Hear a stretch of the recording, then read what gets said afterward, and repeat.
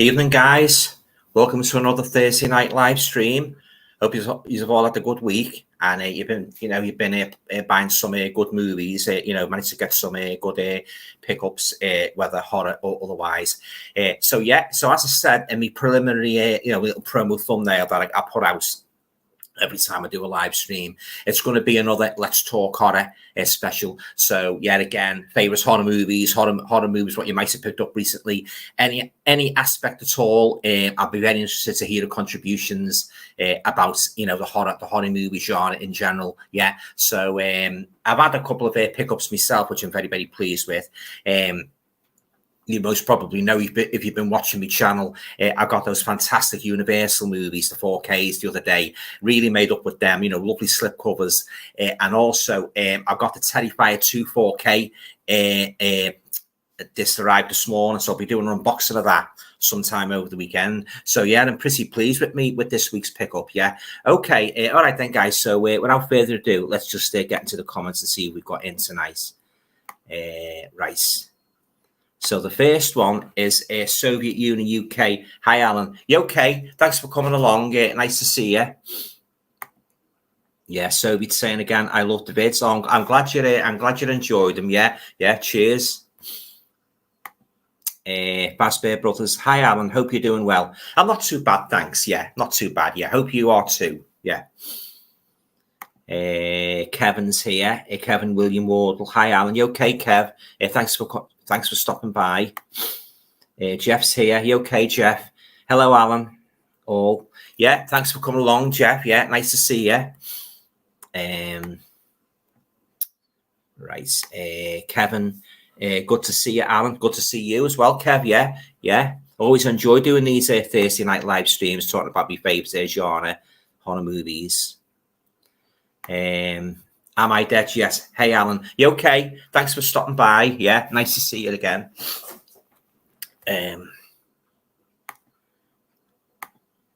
Right. Am I dead? Yes. Hey, Alan. Brian Gilson. Hi, Alan. How are you? I'm not too bad, thanks, Brian. Hope you are as well. Yeah. Thanks for stopping by. Always nice to have you along in the streams.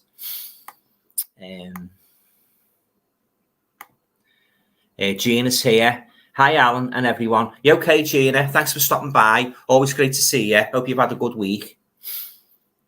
Jeff's saying, I just saw the Evil Dead Rise 2023. It's streaming online, and I parked if after 20 minutes. All these modern horror films always have kids or moms in them.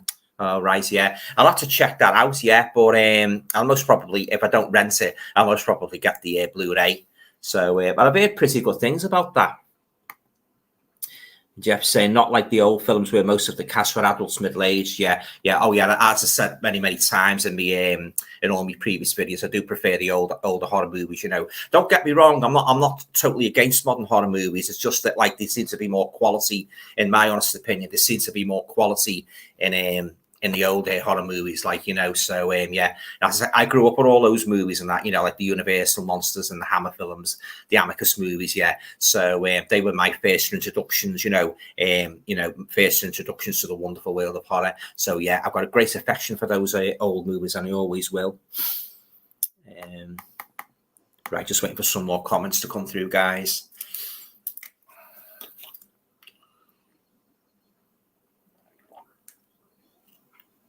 Yeah, so I'm really looking forward to revisiting the Universal movies on 4K. As I say, I wasn't expecting to get the slipcovers with them, so it was a nice surprise, when they arrived. Yeah, so another thing, I wasn't going to, because I wasn't all that keen on the first series, but they released season 2 of the TV series of Chucky. So I didn't fork out this time, for $29.99 for the Special Good Guys.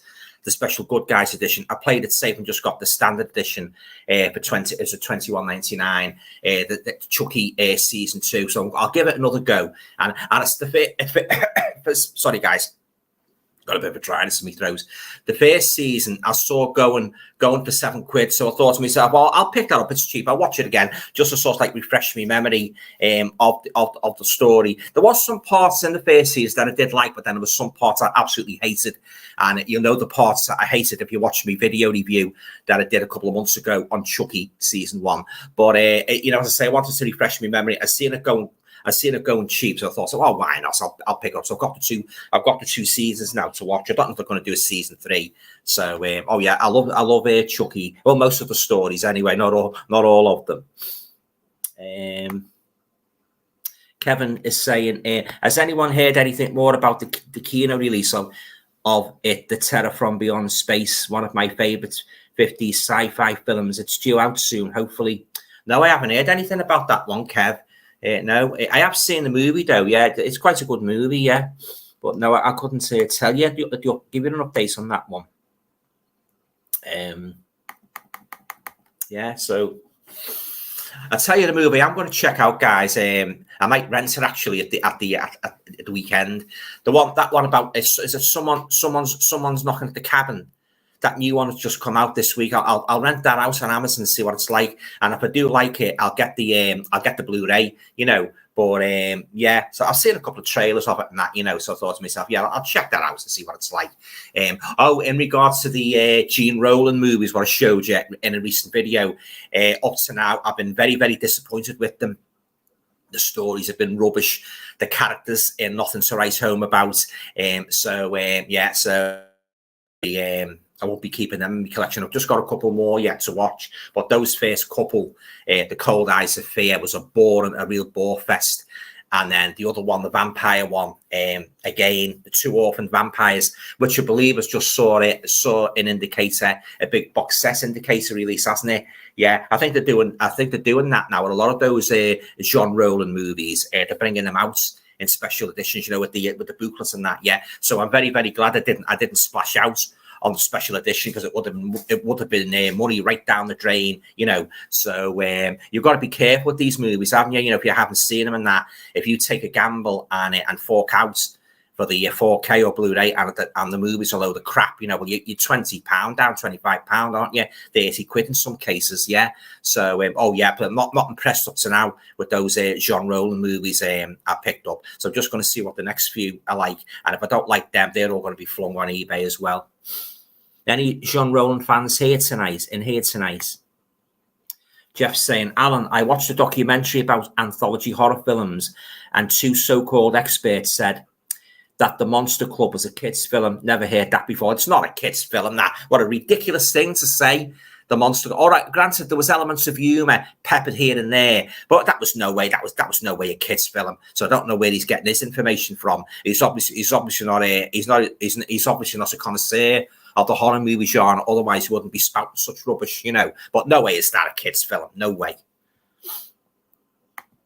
Kevin's saying Alien was based on it, apparently, right? Richard Brown, that Cabin film is a bit wokey. Oh, right. Yeah, it could be one of those, another one of those Marmite movies, couldn't it? You know, you either like it or you loathe it. But I'll give it a try anyway and see what it's like. And I might even give you guys my thoughts on it in you know, in a review video. But as I say, I'll probably rent it out on Saturday night or something, and as I say, I might do a review of it. Kevin's saying Jean Roland is very hit or miss, and sadly he is. Yeah, definitely. Yeah. I like the Iron Rose, and I like the Grapes of Death. They were quite good, but these ones I'm watching now, as I say, up to now, they leave a lot to be desired. You know, very, very unimpressed with them. You know, and even though they're in English and that, you know, oh yeah, very, very poor storylines. Yeah, so I'll just keep my fingers crossed now that the other Jean Roland films are improvements, but I'm not raising the expectations too high, unfortunately.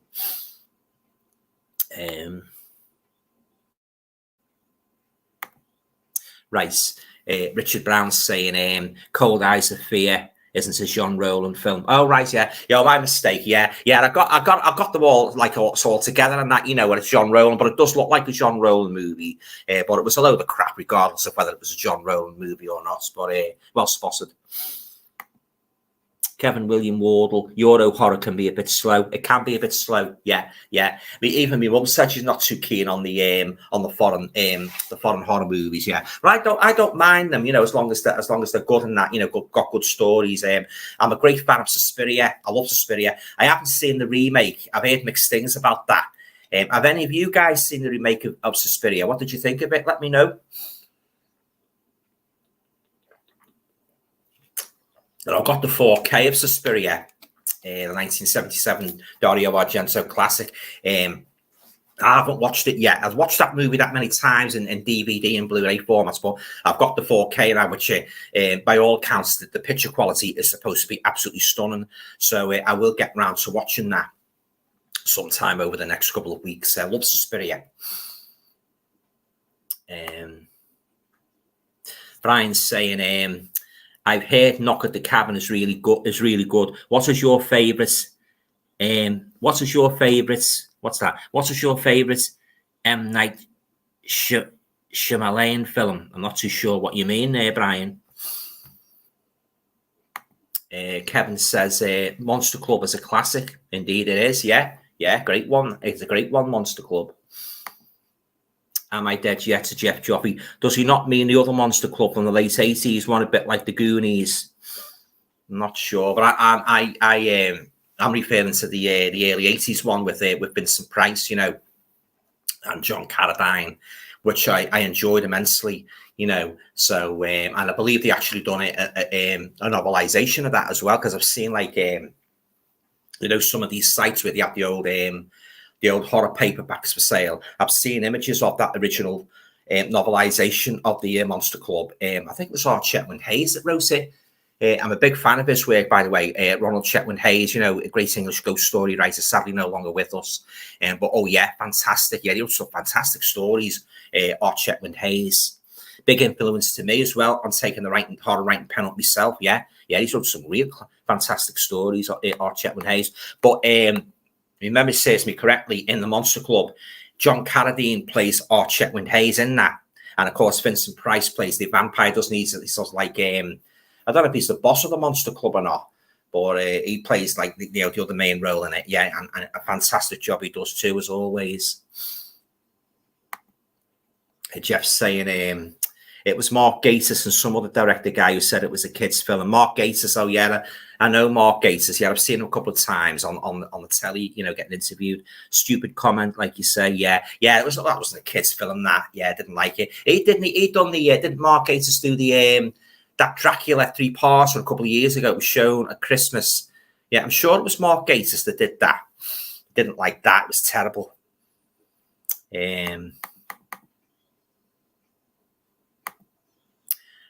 Jeff saying to Am I Dead Yet? 1980 film, right?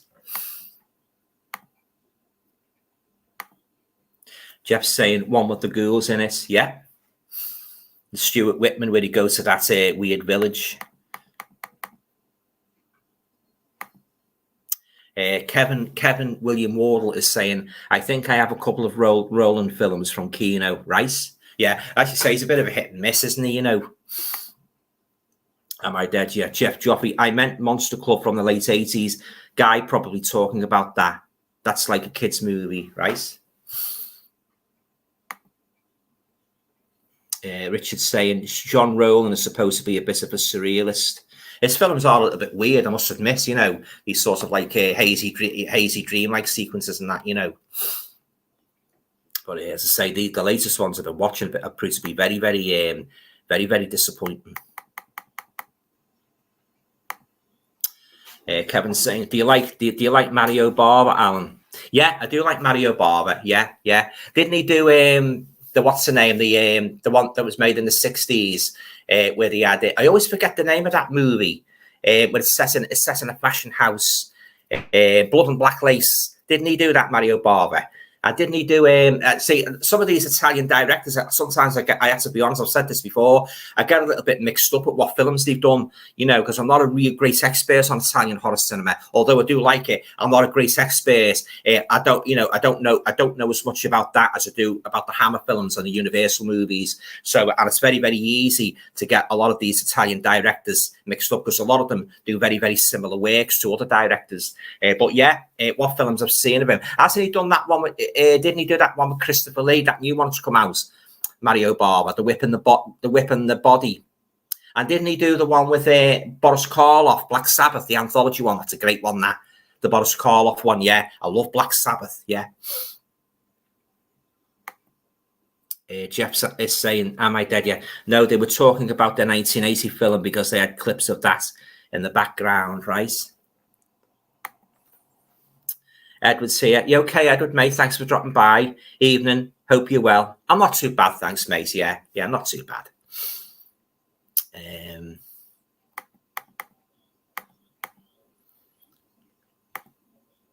Patrick Murdoch is saying, I hope I pronounced that correctly, Patrick.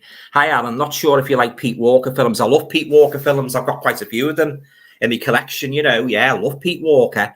But a new 7 movie box set, yeah, I've seen it. Yeah, I've seen that one.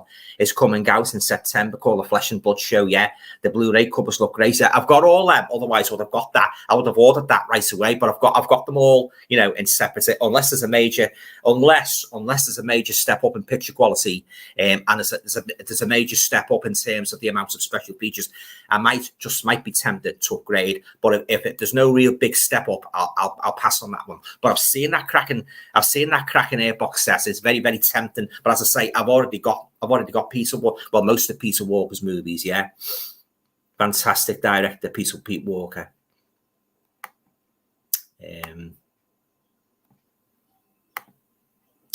Kevin is saying the Scorpion release of Monster Club was well worth getting some really nice extras, right? Am I dead? Yes. Monster Squad movie, in fact, think that one's called Kids movie, like the Goonies, right? Richard Brown saying, yes, Mark Gatiss did do Dracula. I thought he did. Yeah. Oh, yeah. I was very disappointed with that one, guys. That Dracula 3-part that was shown over the Christmas period. Yeah. What I didn't like about it, I didn't like him giving Dracula wisecracks, you know, turn him into like a Freddy Krueger character. I didn't like that. And the 3rd part was the worst. That was really abysmal. The 3rd one. You know, they're messing around with time and that, you know, comes up to date and that. But oh yeah, it didn't appeal to me at all. The character who played Count Dracula. There's only 2 real fantastic Count Draculas I like, and that's Bela Lugosi and of course Christopher Lee, who was my favourite Dracula. Other than that, I don't think anybody. I've said this before. I think the closest actor to come very near to both Lee's and Lugosi's performances was Louis Jourdan, the French actor, or Louis Jordan. He was very good because he made that 1977 Dracula movie that was also shown over the Christmas period, and I've got that in my collection. I'd love some label to pick that up for a Blu-ray release because I love that one. He's very good, Louis Jordan. Yeah, he's a great actor. Yeah. Soviet Union, UK. Hey, Alan, do you like the Scream film? They're okay. The Scream franchise, you mean? Yeah, they're okay. I'm not really a great fan of them. I don't like them as much as I like Friday the 13th and Halloween, you know, and Psycho. But they're okay. They're okay. Ghostface, yeah, they're okay. Brian's saying the director of Knock at the Cabin, M. Night Shyamalan, also directed The Sixth Sense, Unbreakable, and The Village. I'm not great fans of those 3, unfortunately, Brian. Yeah, I'm not a great lover of those 3 movies.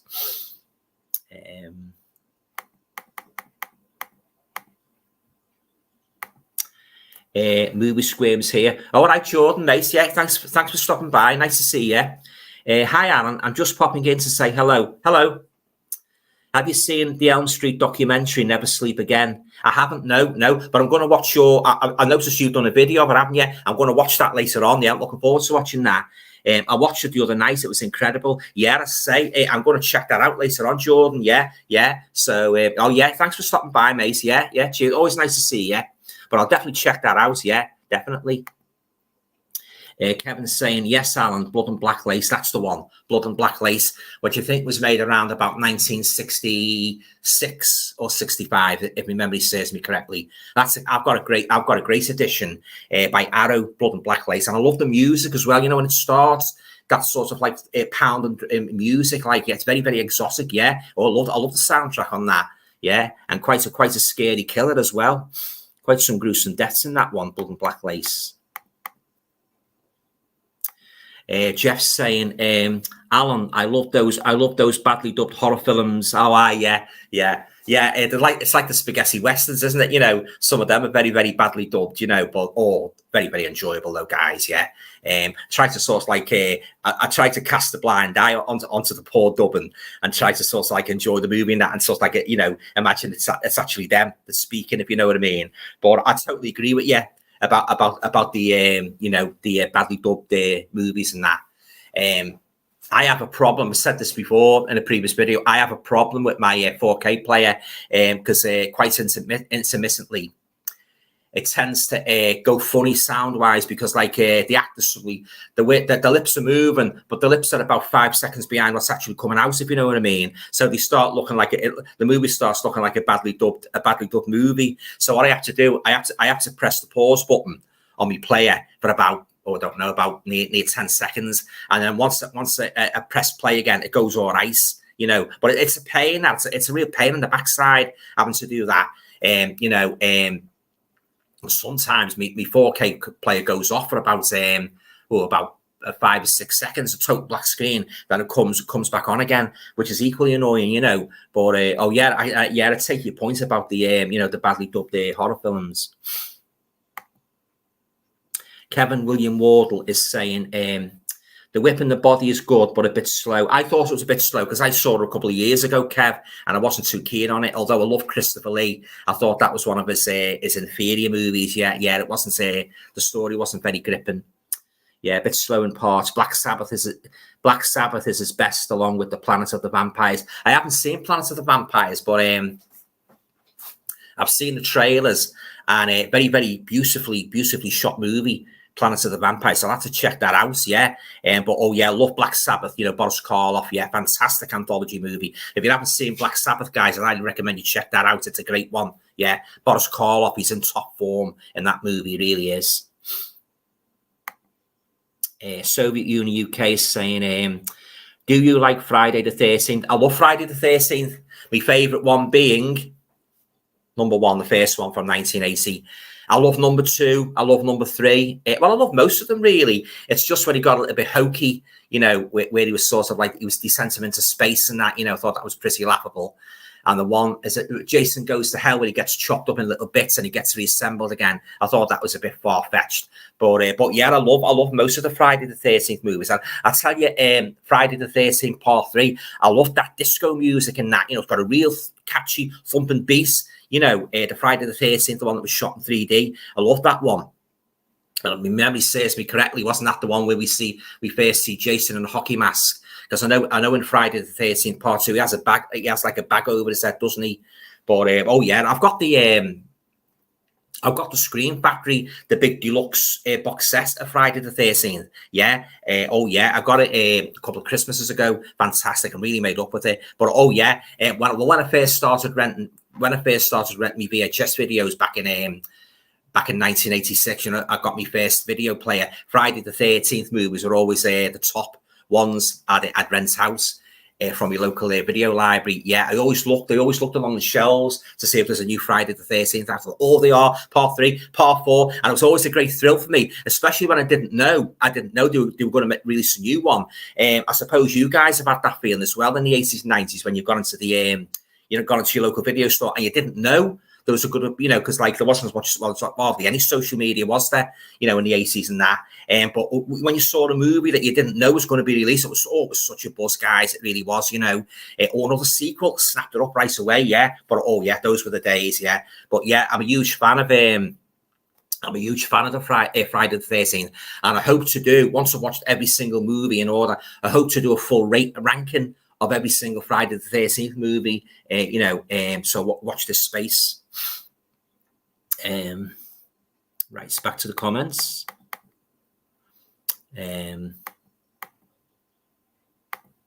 Right, Jeff is saying Mark Gatiss is overrated. I think, like you say, Alan, he often uses inappropriate humour. Yeah, not really into it. His brand of horror, Mark Gatiss. No, as I say, I didn't like that Dracula at all. And do you know what? I so wanted to like that Dracula as well, because I got all excited when I heard they were making a new Dracula.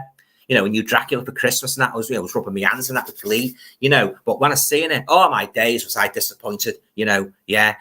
But another Dracula production that profoundly disappointed me, guys, was going back a couple of years ago when the American TV series of Dracula. I didn't like that either. That was a load of rubbish. Yeah, I think that got cancelled, didn't it? After the first season. But yeah, that was another. Was it someone called Butler took him off? Yeah. Someone called Butler, I think it was. Yeah, I didn't like that either. There's only one Dracula for me, and that's Christopher Lee. Bela Lugosi coming a close second, of course. Right, Soviet Union UK is saying, have you ever seen American Psycho? Yeah, I've got it in my collection. It's a good one, isn't it? Yeah, I tried to read the novel, and I couldn't get into it. Yeah, I don't know what it was. I just couldn't get into it, like the way it was written, because the author, he spends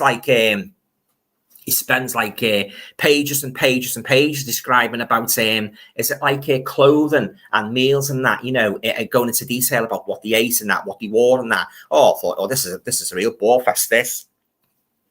So I didn't finish the novel, guys, but I have, as I say, I've got American Psycho in me collection. Yeah, I love it. It's a great movie. Yeah.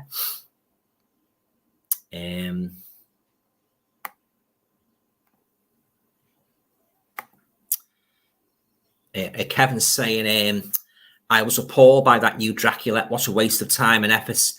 Jordan's Dracula is superb. Saw it in the 70s. It's never been on since. Yeah, Louis Jourdan. Yeah, that's a great one. That. Yeah, I would rank him. I would rank Louis Jourdan or Louis Jourdan.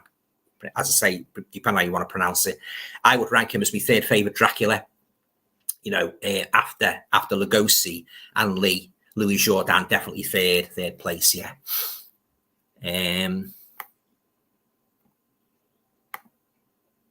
Sammy's here. Evening, Alan. You okay, Sammy? Thanks for dropping by. And everyone. Alan, have you seen The Long Weekend in 1978? A great offbeat Australian nature against human film. Well worth checking out. I haven't seen that one, Sammy, although the title does ring a vague bell. But I don't think I've seen that one. John Jarvis isn't in it, is he? The fella out of Wolf Creek, because he's made a lot of Australian horror movies as well as thrillers. Some of which he's been very, very young in them. So I believe he's in that 4K I got recently, The Picnic at Hanging Rock. I think he's in that. Yeah, but of course he was unknown then. Over here in that. So Wolf Creek really, as far as I know, Wolf Creek really shot him to prominence, So, but yeah, I'll check that one out. The Long Weekend, 1978. Thanks very much for that, Sammy. I really appreciate it. Soviet Union UK is saying, what is your favorite kill from the Friday the 13th franchise? Oh, now you're asking me. There's so many. I haven't really got a favorite kill. The bed scene's a bit near the knuckle, the bed impaling, and the one with in the first one, Mrs. Voorhees, where she gets beheaded. That's quite gruesome. But there's so many, isn't there? Jason, he goes to town, doesn't he, with all his implements and that. But I couldn't really name one particular favorite kill. I say there's been so many. Gothic Rose is saying, what do you think to The Devil Rides Out, the Hammer movie? I love it. It's a great one. Yeah, the late great Christopher Lee plays a goodie for once, doesn't he? The Duke de Richelieu. Yeah, I love that. Highlights of the movie for me were the actual appearance of the devil in the forest. The bad guy is McCarter. He's great, played by Charles Gray. And the giant spider, where they're all in a circle and that, and the devil comes out on the horse and that. So many great moments in that movie. Patrick Mower, Dealer was a fantastic performance, you know. I say Christopher Lee, Charles Gray. Oh, it's a fantastic movie, The Devil Rides Out, yeah, based on the Dennis Wheatley classic novel, yeah. Oh, I love The Devil Rides Out, one of Hammer's best movies, yeah, fantastic. Very, very creepy. Walk On Always Believe is saying, I received my order of Tales from the Crypt, the complete series today. I've never seen it, but I've seen Demon Knight, which I loved. I can also do a decent impression of the Crypt Keeper. I love that character. Oh, come on, let's see your graveyard laughter. Yeah, that puppet, like he was a case, wasn't he? You know, the chattering laughing puppets in the Tales from the Crypt series. I've got them all on DVD. I had to send off to America for them, but I just hope one day, guys, they do a Blu-ray release of that. But according to what I've heard, there's not much chance of that happening. It's all to do with the original, the original movie and that, the way it was filmed and that. And of course, you've got the copyright coming into it. So, but you never know. You know, stranger things have happened at sea, haven't they? So yeah. So here's open. One day we will get a deluxe edition of the whole series of Tales from the Crypt. I don't know if you know, guys, but one or two YouTubers have they actually got they claim to they purport to have a Blu-ray box set of Tales from the Crypt, but they said beware, because these aren't actual Blu-rays. They're only in Blu-ray name only. So if you come across any videos where they've got the box set of Blu-rays of Tales from the Crypt, don't be foxed into thinking that they're real Blu-rays. They're not. They're only like DVDs, and it's sort of like just ported over really and sold as Blu-rays, which I think is a bit of a bummer myself, you know. But yeah, so watch out for them. Right, moving down. Jeff's saying, sorry guys, his comments are going a bit weird here. Jeff's saying, I saw Thirst yesterday, an Australian vampire film made in 1979. It was okay. I enjoyed it. Thirst, I don't think I've seen that one, Jeff. Australian movie, yeah. I do remember a novel out in the 80s called, I don't know if you guys know an author called Guy N. Smith. He's sadly no longer with us, and he wrote a horror. He was very much along the lines of James Herbert. You know, he sort of like, he wrote The Night of the Crabs. They're his most famous novels, The Night of the Crabs. But he also wrote a novel called Thirst, which is a kind of like nature gone mad sort of story. You know, the kind of what James Herbert might write. I do recall reading some of the book. I didn't read it all. But I presume this is an entirely different story altogether. But I'll have to watch out for that one, Jeff. Thanks for raising that one, bringing that one to my attention. Right, let's just scroll down, guys. Got some more comments in. Right, Walk On Always Believe is saying, is it just me, or is today's weather stuffy, clammy, hot type feeling? I don't like this bloody weather. Yeah, it is too clammy. Yeah, I said to myself before going on, I'm not going to go on about the weather, because all you guys, if you've been watching me videos and that, you'll know I absolutely loathe hot weather. I don't like it at all. I hate it. I don't like the way all these DJs go on about it. I was listening to a woman today, and she was going on about, oh, we're going to get a heat wave in June. Oh, let's hope June's a lovely hot day. Oh my God. She was getting on me, you know what. So, oh yeah, some of them go on about it, guys, too much, I think, you know. All right, you know, if you like summer, that's fine. But there are people out here who do prefer autumn and winter. And of course, autumn, being a horror fan, has got the added fact of Halloween.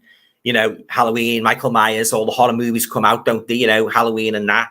But oh yeah, I've always preferred autumn and winter, particularly autumn. You get all the coloured leaves and that, don't you? But oh, I've always hated hot weather. Yeah. Oh yeah, I just don't like it. I think summer's overrated and that, you know. And you get songs to come on the wireless, like when you're just in the mood to sort of have a little bit of an Alf Garnett moan. Here comes summer. Oh bloody hell, you know. And what's the other one? Yeah, Summer Love Sensation, which I must admit, I can bear that one, because I'm a huge fan of the Bay City Rollers. Yeah. All the girls in my school used to come in the tartan and that, you know. And of course, if any of you guys here is as old as me, you will remember the 70s well, and the Roller Mania that went with it. Now, yeah, they all used to come in with the tartan scarf just after Donny Osmond sort of like he sort of like stepped back a little bit, didn't he? And then the Bay City Rollers come out around about early 1974, and then he swapped the Donny Osmond paraphernalia with the Basis Rollers paraphernalia. But yeah, I don't like the hot weather at all. Last night I think I only got about 2 hours sleep. It was that hot, but yeah, it affects me very badly, the hot weather. I'm not just moaning about it. It does affect me, like, I feel sick. I don't enjoy my food. I can't sleep overnight. But I just don't like it. And all right, these ones that like it, that's fine. But we've all got our own preferences and that. And I do admit, I hold my hands up and say I can tend to go on about it a bit too much. And my mum was sitting right by now. She was sitting. I had bloody second that emotion. Yeah, but I don't like it at all. I just don't like it.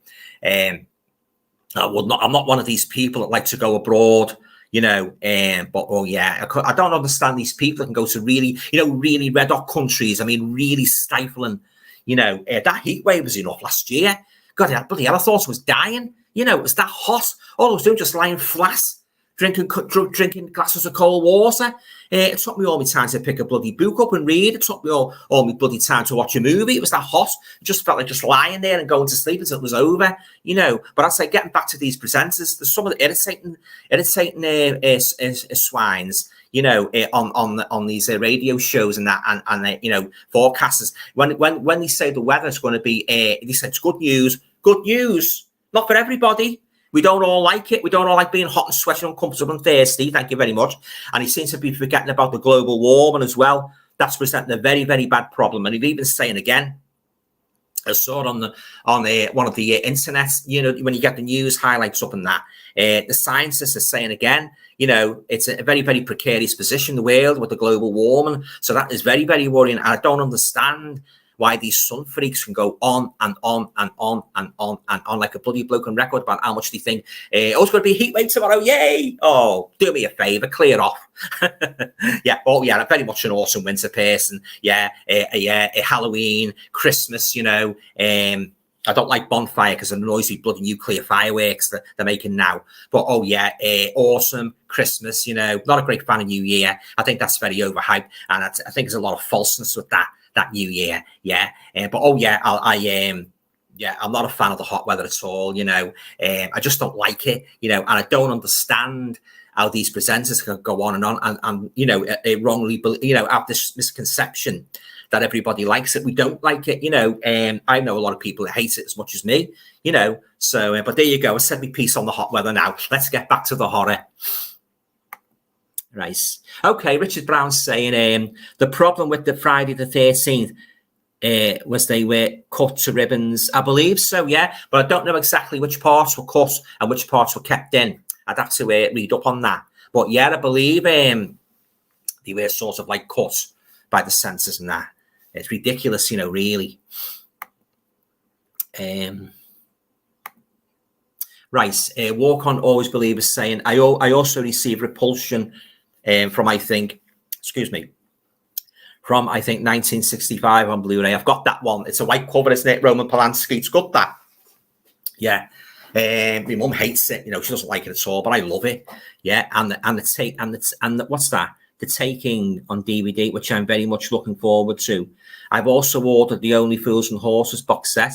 Yeah, I've got the Only Fools and Horses DVD box set that I bought a couple of years ago. They're all in their separate cases. Yeah, it's a fantastic series. I love Only Fools and Horses. Like Bruce Forsyth's Generation Game, that used to be the highlight of my Christmas Day. My Christmas Day viewing. And guys, you remember the figures, the ratings it got when it was shown? Only Fools and Horses. Wow, we hit the roof, didn't it? The ratings and that, just like the Morecambe and Wise Christmas show. That one with Angela Rippon that was made. It was a Christmas 1976 where she was reading the news and then she just moved away from her desk and started showing her shapely legs off. Yeah, that got quite a few views. Yeah, not surprised. But there you go.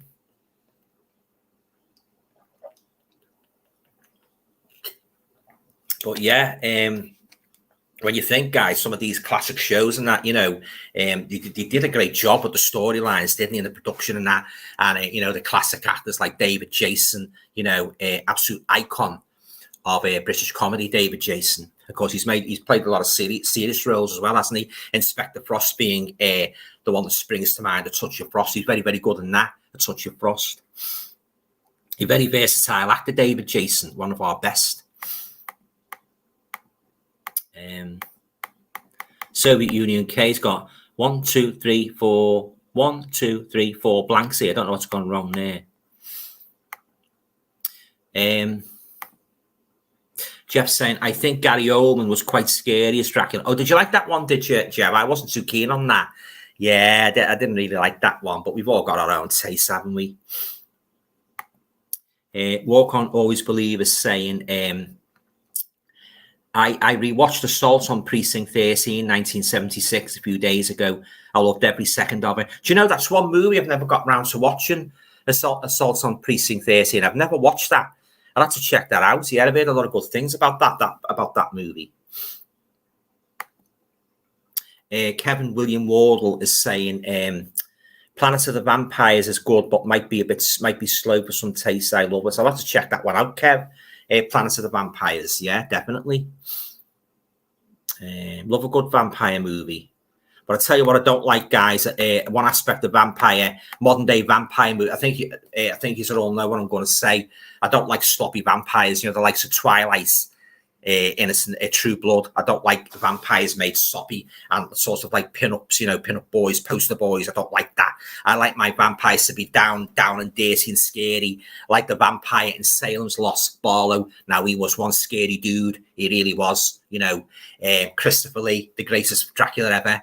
One scary vampire, especially when I first saw him as a kid. I was absolutely terrified. I used to think he was going to come in through the window and he was standing at the foot of my bed, you know. This was when I was about, 7 or 8. But, oh, yeah, that's Salem's Lot. That's a cracking movie, that. And I'm going to watch that again very, very soon. You know, I might do a full-length review of that, Salem's Lot. I've heard more talk about this new one, what they're making, you know. I don't know exactly the date it's going to come out, but I'll probably check it out. But I'm not I'm not going in with my expectation. I'm not going in with my expectation held high, guys. I'm just going to play it by ear, you know, because I've been disappointed, guys, by that many movies. You know, I've been really disappointed with them, you know. So I'm just playing it by ear now and just see if I like it or not, you know. But yeah, so there you go. Soviet Union UK is saying, my favourite kill wasn't Jason Takes Manhattan, when Jason grabs a man and drowns him in a battle of toxic waste. All right, I forgot about that one because it's a while since I saw that one. Jeff Joffrey, I also like Vampires 1998, but I know a lot of people hate that film. I do recall watching that, renting it out a couple of years ago, Jeff, on Amazon. It didn't really stick in me mind, but I might give it another go. You know, but I have definitely seen it. But as I say, it wasn't a particularly memorable one for me. Because sometimes on rewatch, you like these movies better than you did the first time. I found that with the Conjuring, you know, the very first Conjuring one. When I first watched it, I didn't like it. I didn't like it at all. But on second watch, it grew on me, you know. So, yeah, there you go.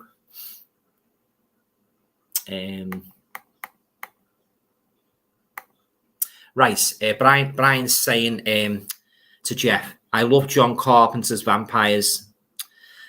Again, that's one I do recall seeing that many years ago. I think I rented it out actually on VHS. I don't really remember too much about it, so I'll have to give that another watch. John Carpenter, did he make 2 more of them, or was it just the one? I'll have to revisit that one. Yeah, it's years since I saw it. Sam KA is saying, I watched Deathline a couple of days ago, Alan. Cracking little film. That is that the one where Christopher Lee's only in it for about five minutes, where he's got a bowler hat on. Yeah, and the mutants are under the train station, aren't they? It's a bit reminiscent of that Creep, where the girl was trapped in the railway station, isn't it? If you've seen Creep, you know what I mean. But yeah, it was okay. But I was disappointed that Christopher Lee didn't get more screen time, to be honest with you. But there you go. Easy money for him that day, wasn't it, guys? Yeah. Jeff Joffrey, nice one. Brian Gilson.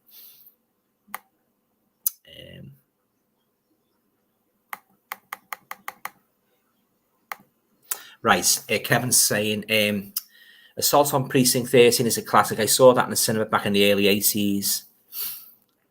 Nice.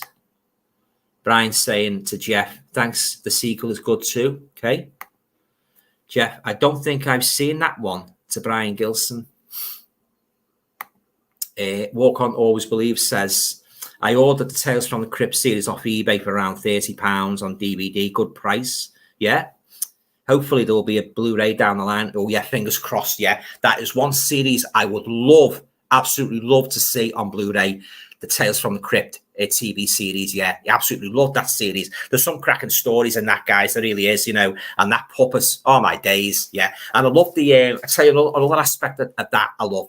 The opening theme tune, you know. Oh, it's fantastic, that theme tune, where it goes thundery nice and that, you know, and it takes it into the house and it goes down this winding staircase, doesn't it? And then the puppet's down there laughing, he laughs his head off. The minute the camera, you know, it settles on him. That's a great intro, that into that Tales from the Crypt series. Yeah, so yeah, so fingers crossed it'll eventually get a Blu-ray release.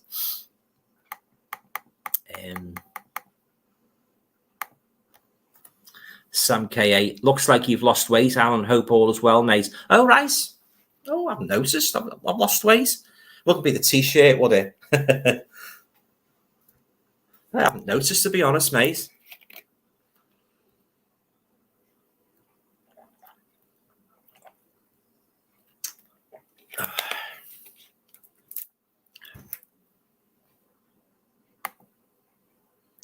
Brian's saying, Jeff Joffy, it stars Bon Jovi. It's called Vampires Los. Is that Los Marutas?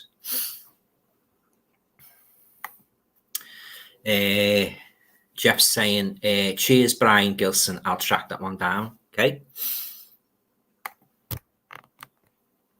Kevin William Ward, one of the best books on horror is the Beaver Book of Horror from, is that the late 70s? Great little book. I've seen that one. Yeah, I've seen that one. It's a good one, that.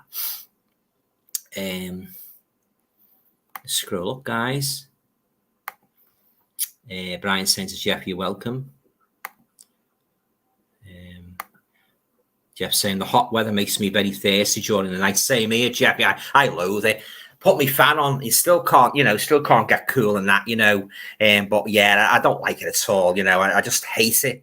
Hate everything about it. The insects and that, you go off your food, uncomfortable, you know. It affects me very, very badly, the heat, you know.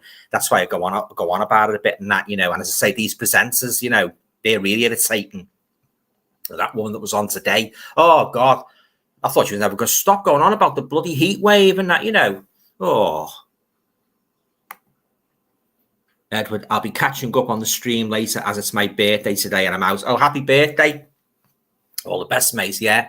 Hope you get some nice presents and, you know, hope you get some good films and that if anybody buys your movies and that. Yeah. Yeah. All the best, mate. Yeah. Cheers. Let's scroll a bit, guys. Kevin's saying, love the Bay City Rollers, yeah, but my favourite is the Glitter. Oh, the Glitter Band were fantastic, weren't they? Yeah, Angel Face, Just For You, Let's Get Together Again, Goodbye My Love. Oh, they were great. They were great. The Glitter Band, yeah. It's a shame, like the connection with Gary Glitter, but don't want to go into that, you know. But oh yeah, the Glitter Band were fantastic, and yeah, we lost Jerry Shepherd, didn't we? A couple of years ago, yeah, he was great, Jerry Shepherd. Yeah, I love that. I used to love that star guitar he used to play. You know, oh, fantastic. Yeah, John Russell, Pete Phipps, and you know what I liked about the Glitter Band as well? Aspect of the music that really stood out. The two drummers, you know, because on the record, those drummers, they sound fantastic. They really do. You know, oh yeah, I love the Glitter Band. They're one of my all-time favorites. They're one of my all-time favorite 70s groups, the Glitter Band. Yeah. Loved them, yeah. Oh, every single song they made was fantastic. You know, The Tears I Cried For You, yeah, Grace, fantastic. Oh, I love the Glitter Band. Angel Face. I remember buying that in April 1974 on the old Bell label. Yeah, fantastic. And I heard Just For You, and Let's Get Together Again. Oh, I became devoted fan. Don't make him like that anymore, do they? Jeff Joffy, happy birthday, Edward. Yeah, I'd certainly second that. Brian to Edward, happy birthday. Yeah. Walk On Always Believe says, I suffer from permanent nerve and disc damage in my back and neck, and the heat flares up the pain. Also, hot weather affects my asthma. Yeah, it gives a lot of people hay fever, doesn't it? Yeah, I don't like it at all, hot weather. You know, I'd rather be cold than bloody red hot, you know.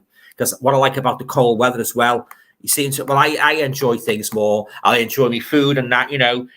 Sometimes I get my mum to make me nice big Scouse pie, you know, and it's really cold and that.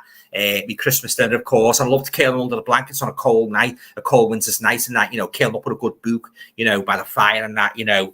And oh yeah, I do at the dark nights as well. Yeah, everything I love about the winter. Yeah, there's a lot of things I hate about the summer. Walk on, always believe. Those ghost books I sent you, which you didn't receive. I haven't had them yet. A few days ago, for some reason, they got sent back to me, which is odd. So I'll send them to you again with a note inside. Oh yeah. I was wondering why I never got them. Yeah, fingers crossed. You know, I get them safely this time. Thanks very much. Anyway, appreciate it. AJ's here. Hi, Alan. You okay, AJ? Thanks for turning up, mate. Yeah. Always nice to see you. Yeah, been enjoying your videos, by the way. Yeah, some great ones there you filmed. Kevin's saying classic British comedy is the best. Yeah, definitely. Oh, misses. Yeah, I've got the as you guys most probably know, I've got the Carry On, the big red box to carry all the Carry On movies and that. I've actually got a couple of Carry On Blu-rays as well, separate and that, you know. But oh yeah, I love me classic British comedy. I think my favourite one of the 70s is On the Buses. I just thought that was the perfect comedy series, you know. Stan, Jack, you know, his home life as well. I love the way his home life sort of like overlapped onto his work as a busman, you know, and his encounters with Blakey and that, you know, the boss from hell, you know. But oh yeah, and he used to chase all the clippies and that, you know, and oh yeah, everything about On the Buses, absolutely perfect. And then moving on a couple of years later to around about 1973. Man About the House, love Man About the House, yeah. Jo was of all the two girls who Robin shared the flat with, Sally Thompson was my number one girl. I know a lot of people preferred Chrissy, but I preferred Jo, and I think most guys did prefer Jo at being blonde, you know. But it's just a shame Robin never ended up with Jo after Chrissy. He lost Chrissy to his brother, you know. But of course he went into Robin's Nest, didn't he, with Tessa Wyeth, which I've recently got the box set of that. Robin's Nest, and I got the box set of Nearest and Dearest guys as well. I don't know if you ever remember that with Hilda Baker, The Pickle Factory, and Jimmy Jewell. I watched the first episodes, and it's funny watching it years later. It's not as funny starting off with the black and white ones, but yeah, I said to me mum, they're not as funny, and she agreed with me. So I've got to move on to the coloured ones now, and if I don't like them, I'll probably flog it. Paid 20 quid for it and all. So I've got that. Got Father Dear Father, which I love, Patrick Cargill. I got that. But oh yeah, love On the Buses, love Steptoe and Son, Frank Spencer, all classics. Yeah, classic comedy. Gothic Rose 82 is saying, have you ever seen John Carpenter's Prince of Darkness? Yeah, I've seen it a few times. I wasn't too keen on it. It seemed to be made to more like a kind of a fantasy sci-fi movie. Yeah, I tried to like it, but I just couldn't. Also, regarding vampire films, Vamp with Grace Jones is brilliant. Yeah, I haven't really seen that right through Vamp, but I'll have to check that out. I always remember her on the Russell Harty show where she was Russell. Yeah. Anybody of you guys remember that?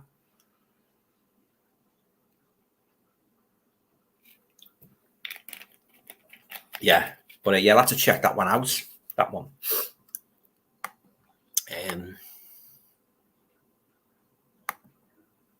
Right, Zami Adams is saying, Alan, what were the first films you rented from a video shop in the 80s, and did you have a VHS or Betamax recorder? Well, to answer your second question, I opted for a VHS recorder.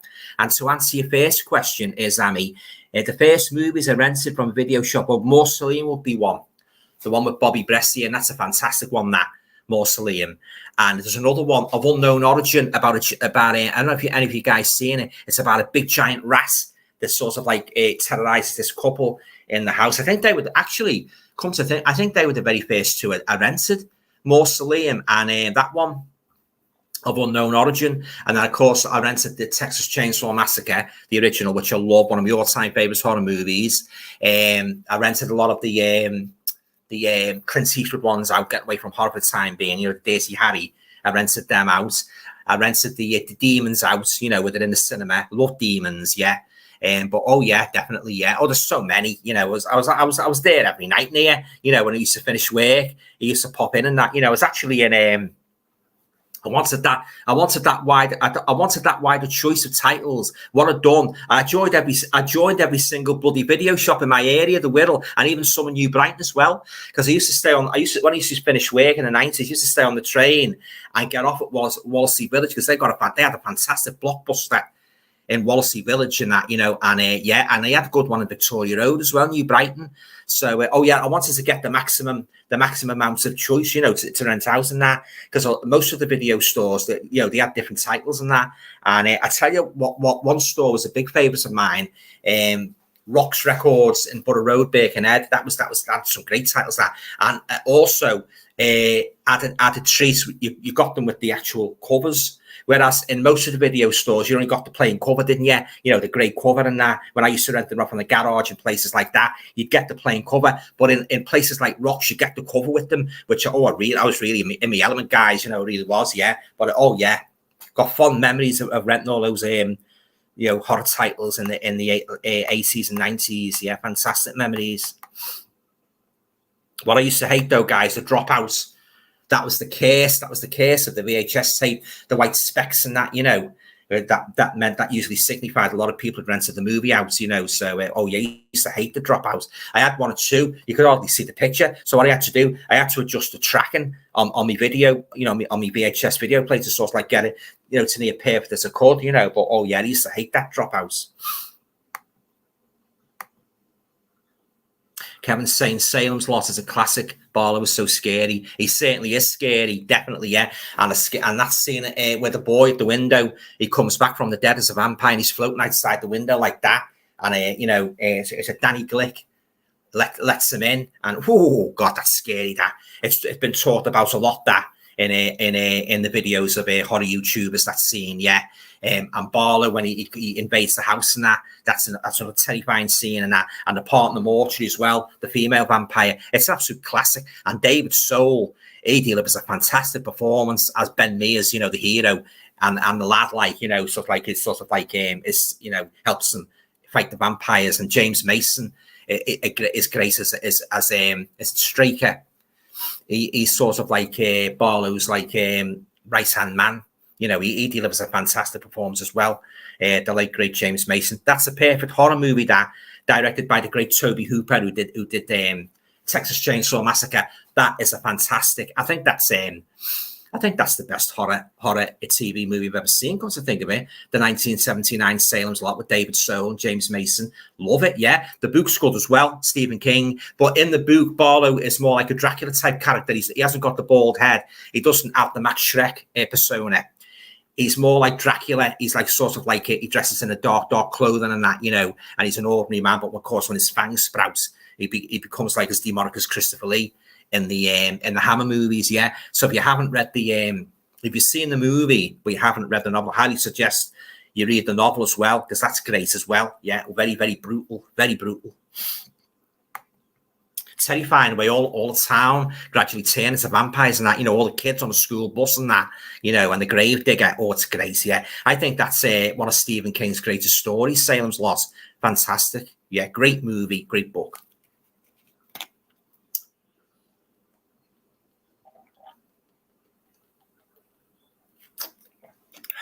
So, Jeff's, sorry. Jeff's saying that jail scene in Salem's Lot, yeah. Great direction, really scary. Toby Hooper was the best. Totally agree, Jeff. Yeah, so many iconic moments in that 1979 adaptation. Love it.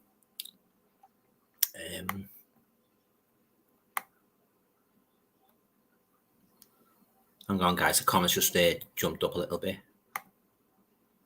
Richard Brown saying, do you like the sensational Alex Harvey band? I remember them from the 70s, yeah. Are you going to the Boston Tea Party? I remember that was it? Was it 1976?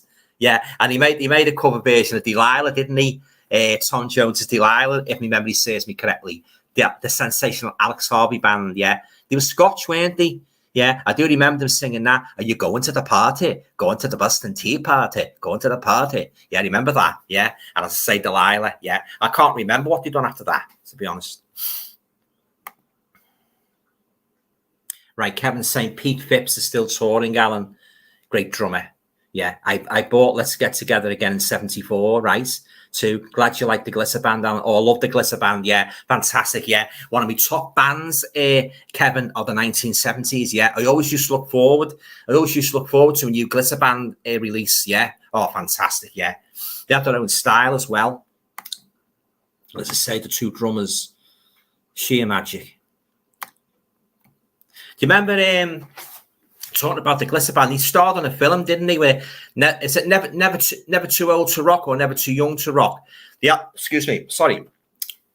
They had the Rubettes. With the Rubettes and Maud, I think they were the three groups. Never too young, never too old to rock or never too young to rock. Yeah, and that was quite good. It didn't have much of a story to it. But yeah, it's not a bad movie. Yeah, but oh yeah, the three top band, the Rubettes, I'm a big fan of them as well. Sugar Baby Love and Tonight, what they made in August. The follow-up to Sugar Baby Love, what they made in August 74. Yeah, yeah, and of course, Yeah, I Can Do It from March 1975. Yeah, they wore the Thomas Shanter hats, didn't they? Yeah. Well, I was quite surprised actually when I first heard Sugar Baby Love that Alan Williams, the guy who you see, the front man, he never actually sang that. It was a guy called Paul Da Vinci. He'd done the falsetto high vocals, and he'd sort of like just got Alan Williams in for the visual, the visual presentation. But as the group went on, I do believe Alan Williams, he sort of like singing, sort of like he became the resident singer, if you will. But oh yeah, I love Sugar Baby Love. Yeah, Jukebox Jive, all classics. Yeah, timeless. Kevin's saying Love on the Buses. Yeah.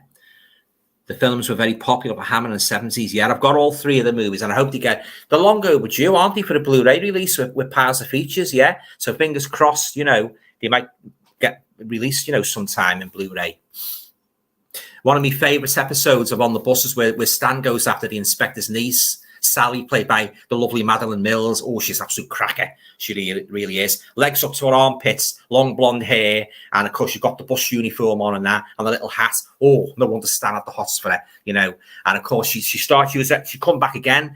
There was Going Steady, at the inspector's niece and Going Steady. They're my two favourite episodes of On the Buses. Of course, poor Stan, he never really has much luck with the girls, does he? Because Jack's always over his shoulder trying to pinch the clippies from him. But oh yeah, I love that series. I'll tell you another episode I like where Stan gets drunk and he tried to sober him up in the depot. Jack, he tries to stuff mash down his face, doesn't he? Yeah, he gets drunk on it. I think it's Arthur's Home Brew, isn't it? That's another great episode. And the one where they pretend to be airline pilots. That's another good one. He tried to cop off for a couple of girls in a club. Yeah, so many iconic moments and On the Buses, guys. Yeah, I just love it. Absolutely love it. Kevin's saying, have you been, Walter? Yeah, nearest and dearest. Yeah, have you been, Walter? Richard Brown, I think he's been. Yeah. And that one, she used to say, Hilda Baker, she used to look at her watch and she'd say, oh, I must get a little hand for Tony's watch. Yeah. Brian Gilson, did you see the American remake of Man About the House? No. Call 3 Company starring John Ritter. Yeah, and I've got no intention of seeing it either, Brian. Usually I find that American translations of top British comedies don't sort of like translate well. They're just not the same. So I think I'll be giving that a miss. Yeah. Can't beat the original British one. I believe they've done the same with Porridge as well. I was watching that documentary, guys. I don't know if you've seen it the other Saturday, all about Porridge. And it said like they tried to do an American version, but it wasn't very good. It didn't translate very well. So, yeah, usually find that. Kevin's saying, I have the box set of Steptoe. Yeah, I've got that as well. Yeah, I got it cheap in Liverpool. I wanted the closing down sales in the precinct. Yeah. So, oh yeah, made up with that. I love the movies as well. Steptoe and Son and Steptoe and Son Ride Again. Fantastic. Yeah. Harold. He used to crease me up when I first saw him. The old fella, Wilfred Bramble. Harold. Oh, fantastic. Yeah. And Hanny H. Corbett. You dirty old man. You dirty old man. Oh, yeah. Sorry about the poor impressions, guys. I like to sneak them in every now and then, Mike Yarwood needn't worry about anything, or Rory Bremner. But, yeah, classic Steptoe. Can't beat it. Right. Walker always believes, saying, I had a disappointing shock a few days ago. My old man was watching The Likely Lads on telly. Great series, great movie. And as it started, there was writing on the top screen saying it may be offensive. Oh, that's bloody stupid, that. They're not putting bloody text on classic comedies, are they, on screens? There's something missing with them acting like that. You know, people didn't think anything of it. They probably won't think anything of it now. Sensible people. I'm fed up with all the wokeness, I really am. I don't want to rant on too much, because the more I talk about it, the more it infuriates me. But Piers Morgan says some pretty good things about the woke and that, you know, and I agree with him, you know, ridiculous. And I don't like that tampering with James Bond's books, you know. I thought that was totally uncalled for, you know, and the tampering with Roald Dahl's books. But I say I won't go on too much about it, because the more I talk about it, the more it infuriates me. That's stupid, that, putting warnings up on the screen. They want to do something about it. Sensible people want to rise up and say, enough of this crap. Sack them and that, you know, get some sensible people with brains in these offices. Just annoys me no end, guys. It really does. Am I dead yet? Favourite horror film since the year 2000? Oh, now you're asking. Now you're asking. Yeah. Oh, I couldn't name one off the top of my head since the year 2000. I like Terrifier, the first one. I just got the 4K. I'm going to do an unboxing of that, guys, by the way, over the weekend. Lovely 4K with a slipcover. Terrifier 2. Which I thought was a bit long, and you know, some of the scenes I thought were a bit corny. But there was also on the other side of the coin, there were scenes in Terrifier 2 that I really liked, and I needn't mention that bedroom scene, that utterly shocking scene in the bedroom. Oh my days! One of the most gruesome, horrifying scenes I've ever seen in a horror movie. But yeah, that come through the door. Terrifier 2 4K today, so if you're unboxing of that, yeah, famous horror films since the year 2000. I like The Ring. Naomi Watts. I like Drag Me to Hell. I like Wolf Creek. I like oh god, Smile's okay. Quite like Smile. Yeah. Now you're asking, as I say, there's not. I don't like as many horror films after 2000 as I do prior. You know, my year is mostly like the Universal, the 30s and 40s, and then going on to Amicus, you know, the 70s Hammer, of course. But yeah, there's a few I like and quite a few I don't like, you know. So they're a few of my favourites anyway. I like some of the Conjuring movies. Yeah, I didn't like that third one though, where he made sort of like the girl's character who investigates. The girl that played what was her name in the Conjuring? I forget her name. She was in Vera Farmiga. I didn't like the way she kind of made it like a bit hokey, like she had like supernatural powers in that third one. I thought that was a bit corny. But as I love the first one, I love the second one. I like the first Annabelle movie, but after that, they went a little bit downhill for me. So, yeah, so there you go. Right, Kevin's saying, I can remember renting Scars of Dracula in 1980. Yeah, I love Scars of Dracula. It's one of my all-time favourite Dracula movies, yeah. Christopher Lee says a lot more on that one, doesn't he? I like the part where he crawls down the walls of his castle as well, like a giant lizard, as was depicted in Stoker's original novel. Great movie, Scars of Dracula. Don't understand all the hate it gets. The hate primarily stems from what they describe as cheesy special effects. You know, the rubber bat and that, but it attacks the priests and that, and all the people in the church and that. But I love it. I don't think there's one Christopher Lee. To be honest with you guys, this goes without saying. I don't think there's one single Christopher Lee Dracula film I've been disappointed with. I love them all. You know, he's great Dracula, the best.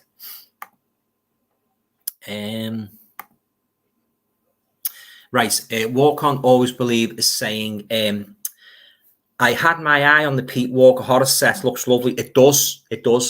But I watched trailers of every film and not for me, unfortunately. I'm sorry to hear that. So I won't be guessing it. I think Pete Walker's a fantastic director. You know, The House of Whipcord, Frightmare, you know, The Comeback with Jack Jones and Pamela Stevenson. I love him. I love Pete Walker. But I'd say that box set would be all right for anybody who hasn't got his movies and that. You know, the Flesh and Blood show's a good one with Jenny Hanley, where they're making that play in the theatre and that. Yeah, I think it's in Brighton. That's a good one. But yeah, I'm a big fan of Pete Walker. Zami Adams is saying, Alan, have you seen Take an Easy Ride, 1976? It plays like a low-budget British Last House on the Left. Well worth checking out. It's on YouTube. I haven't seen that one, Sammy. I'll have to check that one out. Yeah, Take an Easy Ride. Yeah, thanks for drawing that one to my attention. I always like it when when fans draw movies to be potentially what, you know, I may not have seen. So I'll definitely check that one out. Yeah, cheers.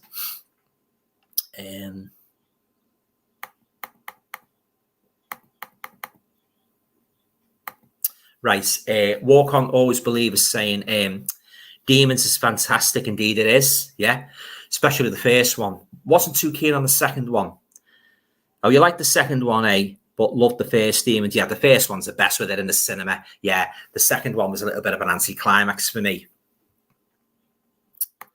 Richard Brown, that was a golden age, the video rental boom. It certainly was. It was a golden age, yeah. For years and years, I wanted a video recorder, and I got my job in Liverpool. That was the first thing I'd done. Treated myself to a brand new VHS recorder. Oh yeah, happy days. Right, Jeff's saying, one day, Blu-rays will be like 78 records as time marches on. Oh, I sincerely hope not. No, I love Blu-ray. You know, I don't ever want that to go. You know, go the way of the dodo, as they say. Oh yeah, no, that'll be a very, very sad day. They can't. When you think about it, guys, they can't really advance the picture quality all that much more because the Blu-ray and DVDs are good. You know, and we watched a lot of DVDs. And my mum said, "Is that a Blu-ray?" And I've said, "No, it's a DVD." Or she just swear it was a Blu-ray. You know, but yeah, they can't really do advance all that much now. I don't think with the picture quality. I'm not a lover of 3D. I've never been a lover of 3D. I don't like it at all, 3D. But yeah, I'll tell you what I didn't like is either, guys. I didn't like those curved tellies. Do you remember them? I don't know if you can still get them or not. Where the screen was like a curvature style. I didn't like them at all. Those curved tellies. Oh, I wouldn't have had one of them for nothing. I hated them. I thought they're horrible, them. Yeah, they curved around like the screen, like a horseshoe. Didn't like them at all. I'm not really a big fan of all these fancy sounds as well. You know, the censor around and that. I'm not really a great fan of that. I'm quite content with it. As long as you can hear what they're saying, you know, and it's pretty good, decent sound, a decent picture. I'm happy. You know, I don't go for all this like fancy 3D and curvature screens. Not for me. You know, so. Right, Richard's saying, take an easy ride is great. The dangers of hitchhiking. I definitely had to check that one out. Zami's saying to Richard Brown, yeah, mate, I love the sleazy films, right? Walk On Always Believe is saying, I saw Hell High on Arrow Blu-ray on Tuesday. It was okay. 6 out of 10, not great, but a film I can put on to chill out with. Hell High, yeah, I had that one. I got rid of it because it wasn't my cup of tea, to be honest with you. So yeah, I sold that one on eBay. Kevin's saying a film with the glitter band. Yeah, cool. Never seen that. I'd have to find it. Yeah, it's either Never Too Young to Rock or Never Too Old to Rock. Excuse me. Yeah, it's not a bad little film. Yeah, not as good as the David Essex ones, you know, where Stardust and That'll Be the Day, but it's okay. It's okay.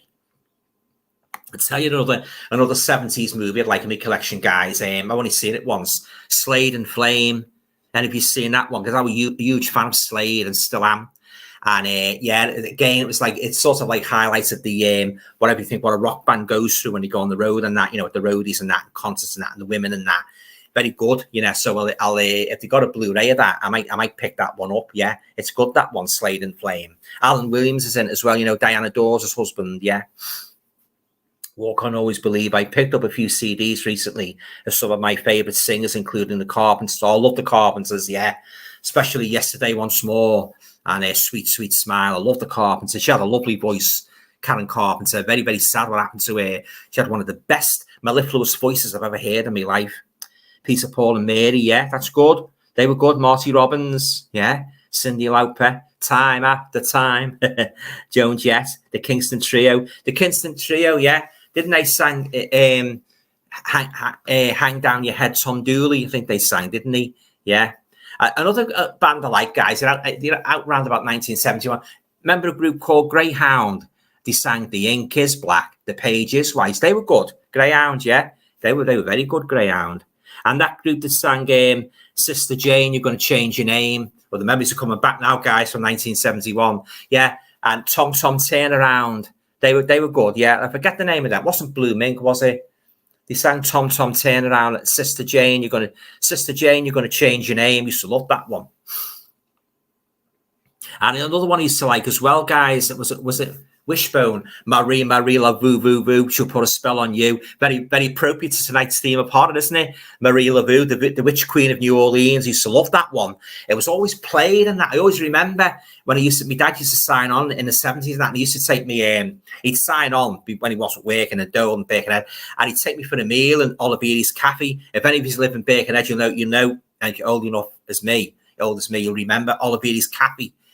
Down by Woodside, and he used to do the most delicious mince, mince mash, all carrots, peas, and he'd take me for a meal, and sweet afterwards, and that, custard tart, and that, and oh yeah, and he always used to play. Always remember that song coming on every time you went in. Marie la Voo Voo Voo, she'll put a spell on you. Oh yeah. Oh, I said to me dad, you must love that record. They're always playing it, and he laughed and he said, "Yeah, it's good." Like, yes, it's about the real Witch Queen of New Orleans, Marie LaVue, who I believe turned up in an episode in a series of American Horror Story, didn't she? Played by Kathy Bates, Marie LaVue. Yeah, I used to love that one, Marie LaVue, Voo Voo. Right, back to the comments. Sammy Adams, a favourite hammer of mine is Straight On Till Morning, 1972. That's good. That. Have you seen it? Great psychodrama. Yeah, it's a good one, that. Yeah, Rita Tushingham. Yeah. Walk On, Always Believe. Likely Lads and George and Mildred. Yeah, they're my favourite comedies. Yeah, I love them too. Yeah, of all time. And Chuckle Vision third, right? Yeah, I love George and Mildred. And as I say, Likely Lads. Yeah. Kevin saying Drag Me to Hell is superb. Indeed, it is. Very, very sad ending as well. Oh, wasn't that woman creepy? Was it Mrs. Garnish or Mrs. Ganesh? Oh, the part where she's in the office and that, the girl won't give her an extension on a loan and that, and she gets really angry, doesn't she? Uptight, and she starts, fingers on the table in the office. She's one creepy character. She is. Yeah, Mrs. Garnash, I think her name is. Love Drag Me to Hell. Fantastic, yeah. It's very reminiscent of the Donna Andrews one, the Night of the Demon. He gives the paper to, passes the curse on.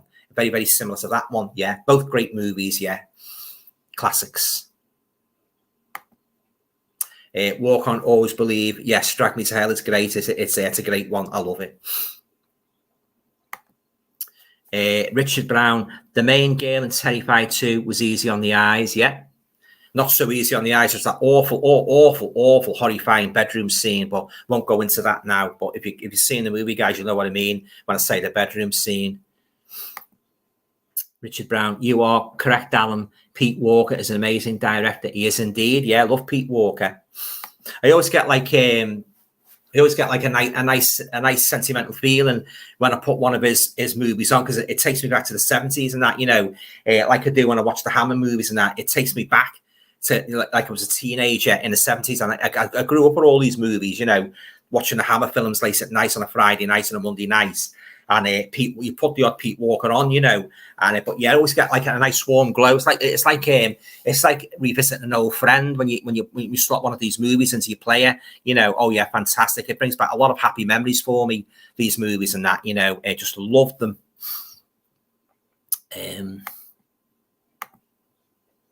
Jeff's saying the Scars of Dracula director said it was a mistake to cast Dennis Schwartzman, but I wish Dennis had made more horror films. He was good, Dennis Schwartzman, and that I don't understand the rather low opinion of him.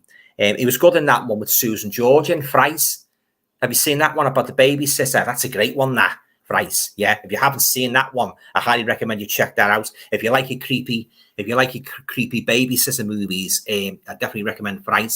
I might actually do a video with 10 all-time favorite babysitter movies, or creepy nanny movies, like Rebecca De Mornay's character in The Hand That Rocks the Cradle, which I recently watched on Blu-ray and thoroughly enjoyed it. So yeah, so that might be amongst me, one of my upcoming videos. So watch this space.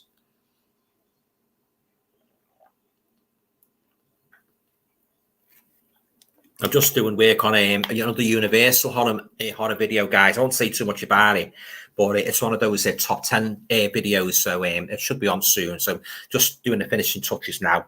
So as I say, I'll be uploading that in the not too distant future. Okay, scroll down.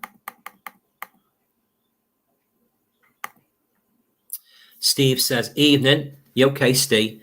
Pete Walker is an amazing director, yeah. Nice and gritty, get Carter style British horror. He is, yeah. He made a lot of his he made a few sexploitation movies as well, didn't he? Because I know there's a box set come out with his sexploitation movies. I'm not too familiar with them because I go for the horror more than the sex.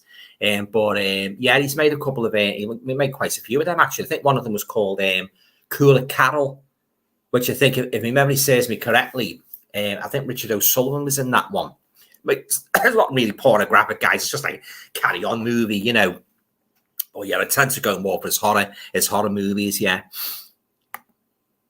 Steve says, recently watched The Sorcerers. That's a fantastic one, that, with Boris Karloff in and Ian Ogilvy. I absolutely loved that one, The Sorcerers, yeah. What a brilliant movie. It's Grace, yeah. Oh, doesn't Boris Karloff's wife become a real traitor in that? You know, I hate bloody traitors. If you've seen me recent video what I've done, it's top horror movie traitors, you will know how much I hate traitors, you know, in movies or otherwise, really, you know.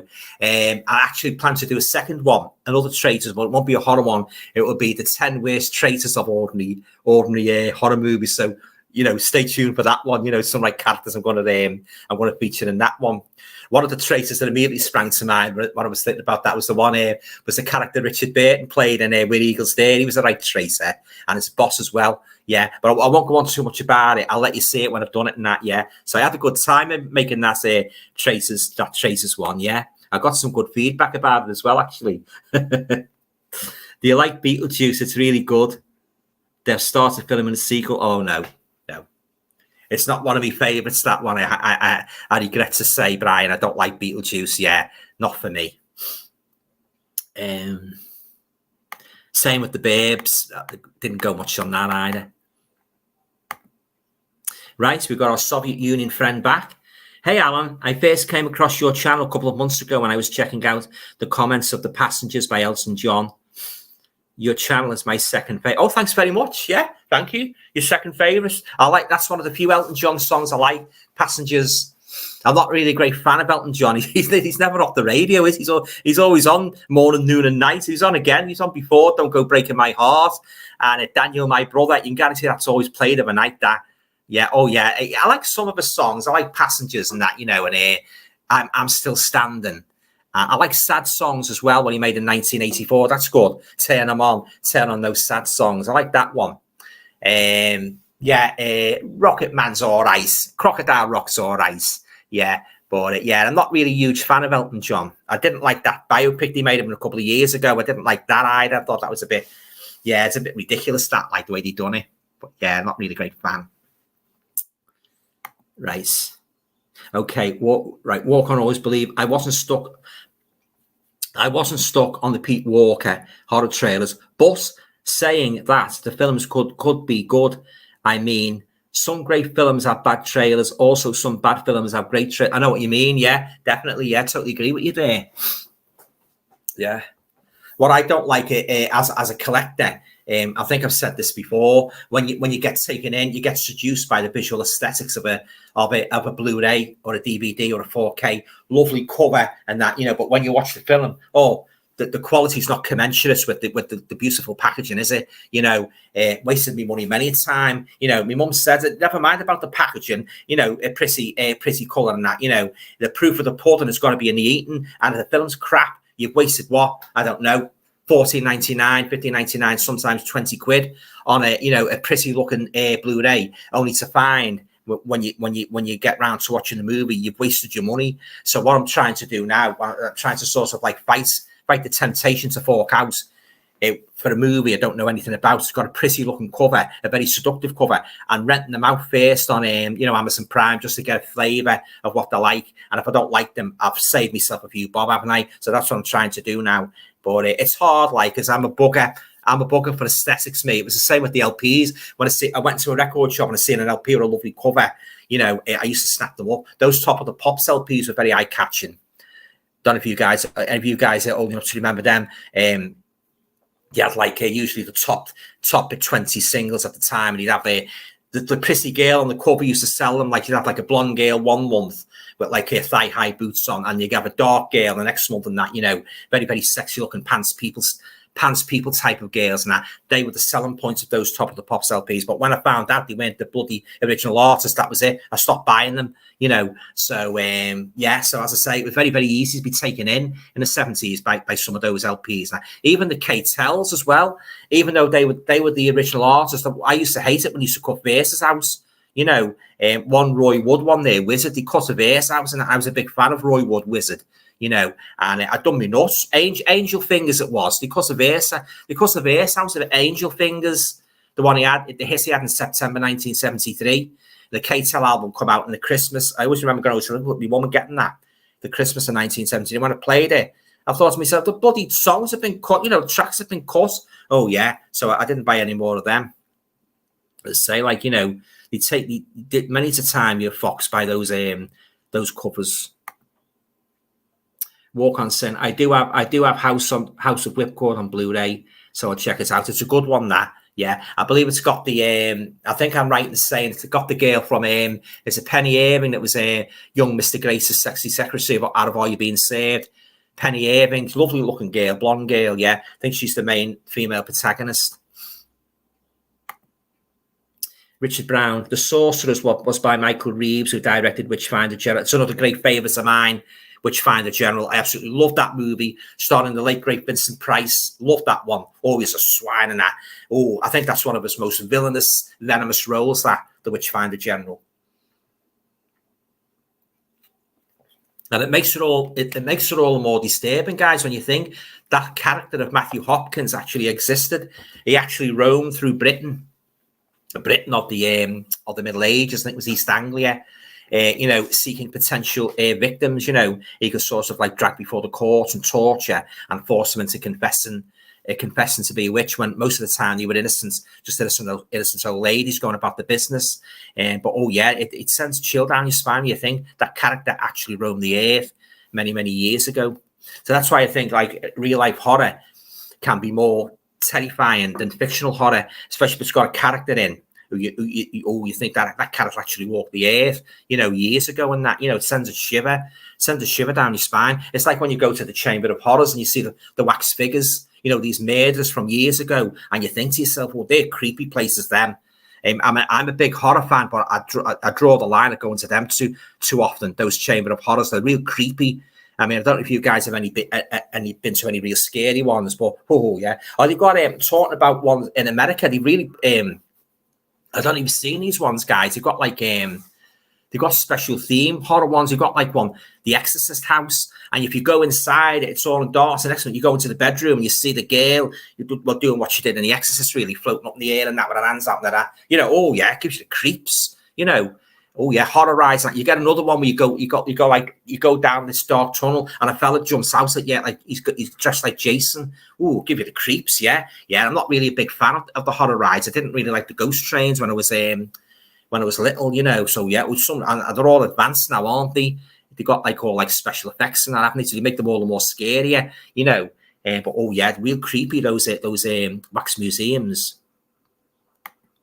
Yeah, I don't know if you can help me with this question, guys. A couple of years ago, about 2 years ago, I read that they'd done away with the Chamber of Horrors, and it just made it like a Sherlock Holmes museum. I don't was it London? It was somewhere like that. I thought to myself, fancy making it a Sherlock Holmes. A lot of people didn't like the idea. They'd done away with the Chamber of Horrors. So if any of you guys know about that, can you enlighten me? Have they sort of like reversed it back to the Chamber of Horrors and done away with the Sherlock Holmes ride? Let me know. I'd be very interested, you know, to hear that. Are they still sticking with the Sherlock Holmes ride? Which I think is a bit ridiculous myself. Who wants it? If you're going to go and see like Chamber of Horrors, you don't want to see bloody Sherlock Holmes stuff dotted around. You want to see the real horror figures, don't you? You know, so yes, if any of you guys know, you know, any updates on that, let me know. You know, I think it's stupid that tampering with the Chamber of Horrors, watering them down. Anthony Diggles here. Good evening, Alan. You okay, Anthony? Thanks for dropping by, mate. Hope you were well. I'm not too bad, thanks, Anthony. You know, going with the flow. I believe 4K is the highest grade we will get for movies on physical media. I don't think they can go any higher than that, Anthony. You know, I doubt if we will ever get 8K. I wouldn't be interested anyway. You know, Even 4K, really, to be honest with you, it's really only a really bit of a step up from Blu-ray. You know, Blu-ray was a big, huge step up from DVD. You can really see, you know, the quality of some of those Blu-rays is absolutely breathtaking. It really is. But 4K, the only 4Ks I bought are ones I have thoroughly researched. I've watched reviews on YouTube and I've really made my mind up. Is the picture quality worth the upgrade? And if I think it is, I'll buy it. I'll pay that little bit more money to buy the 4K. But if it's not much of a step up, I'll draw the line. I'm not paying out 30 quid and 25 quid for a movie, a 4K of a Blu-ray that I've already got. If there's not much difference, there's no point. I'm sure you guys agree with me here. There's no point in forking out for a 4K. If the Blu-ray is fantastic as it is, why pay out for 4K that looks exactly the same? You know, so I'm very careful. I'm very careful in that respect. Don't fork out for 4Ks if there's not much of a difference. Right, Melanie's here. Hi, Alan. How are you? I'm not too bad, thanks, Mel. Hope you are as well. You know, hope you've had a good week. Thanks for dropping by. It's always nice to see you. Steve saying the hilarious Robin Asquith. Oh, the guy that was in the Confessions of a Window Cleaner movies. Yeah, Robin Asquith. It was in some great horrors. Yeah, he was. Yeah, Horror Hospital and a Pete Walker movie, which name escapes me. Yeah, I think I know the one you mean. Yeah, Robin Asquith. Yeah, wasn't he in that one? Oh God, where did he go onto the island? Not the Peter Cushing one. There's another one, Island of Terror. There's like this killer on the island. I'm sure he was in that one. And wasn't he in that one, The Haunted House of Horror with Richard O'Sullivan? I know what's the name was in it as well as singer Frankie Avalon. I'm sure Robin Asquith was in that. Correct me if I'm wrong, but I'm sure he was in. He's either in one, or he's in two of them. I used to love him in those movies, though. Those like Carry On movies. He was brilliant in them. Yeah, a lot of people often said he looked like Mick Jagger. You know, yeah, there was a resemblance to Mick Jagger.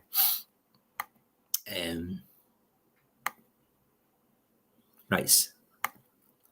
Jeff saying The Sorcerers is a good film. It certainly is. It's one of my all-time favorite Boris Karloff movies, The Sorcerers. I've got the Blu-ray. Oh, I'm talking about Boris Karloff, guys. I've got some great news for you. At long last, they're going to bring out Boris's movie. I think it was his last movie where he plays a retired horror star, Targets. I think it was directed by Peter Bogdanovich.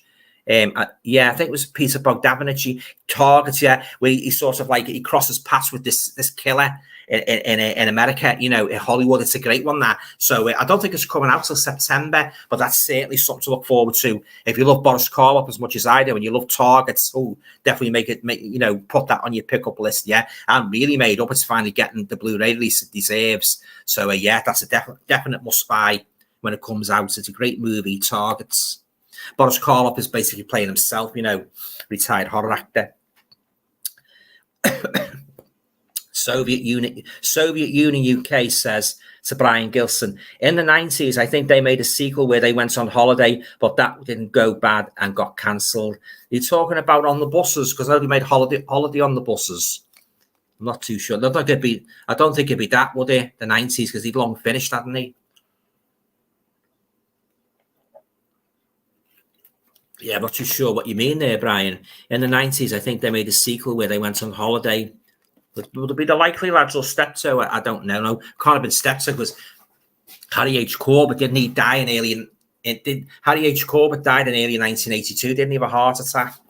So I don't know. Don't know what you mean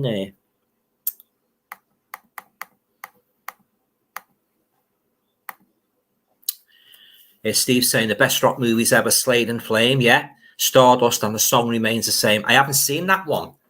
The Song Remains the Same. It was in that one, but I love those first two, Slade and Flame and Stardust. Adam Faith's very good in that, isn't he?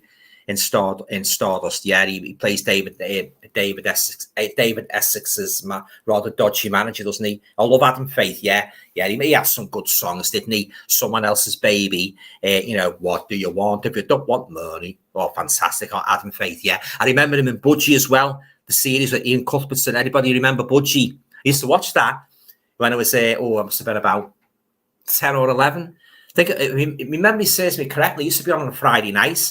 Yeah, I love Budgie. Yeah, Adam Faith. Yeah, oh, he's great. Yeah, they often show that clip of him where he's on the London Palladium with Bruce Forsyth. You know, I think Bruce. If my memory serves me correctly, I think Bruce Forsyth dressed up as a rocker and he sings a song with Adam Faith. Yeah.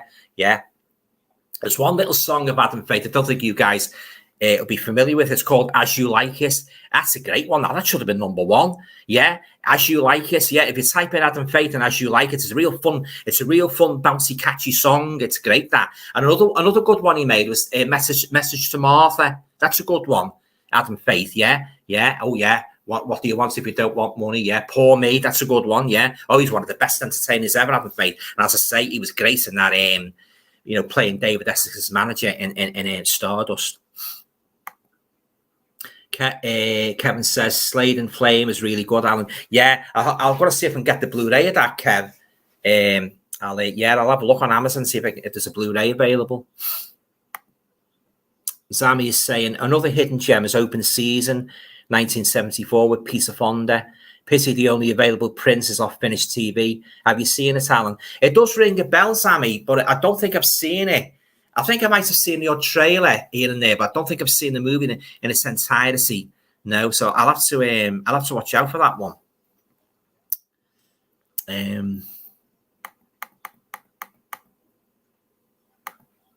Sorry, guys, the comments have gone a bit weird. Steve, Robin Asquith is from Southport up my way. Well, I never knew that. I thought he was a Cockney. I didn't know he was from Southport, Robin Asquith. You learn something new every day, don't you? Yeah. Richard Brown saying, wasn't Robin Asquith in Tower of Evil? That's the one I mean. Tower of Evil. I'm sure he was in that one, Tower of Evil. That's a good one, that Tower of Evil.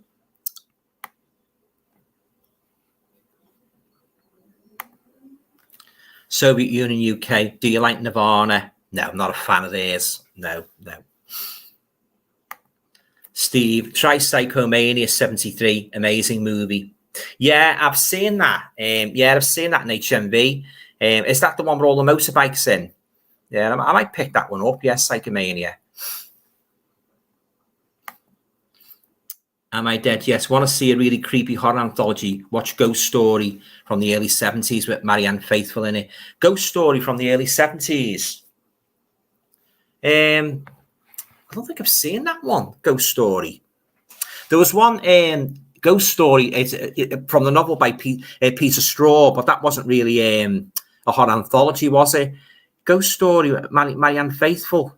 What was that, a TV movie? It was an actual cinema theatre release. Yeah, I don't know too much about that one. I've got I tell you what I've got a movie called Ghost Story, but it was made like a couple of years ago. It's basically it's like an amicus movie, and the main character, he's like a ghost hunter, and he goes to investigate different cases.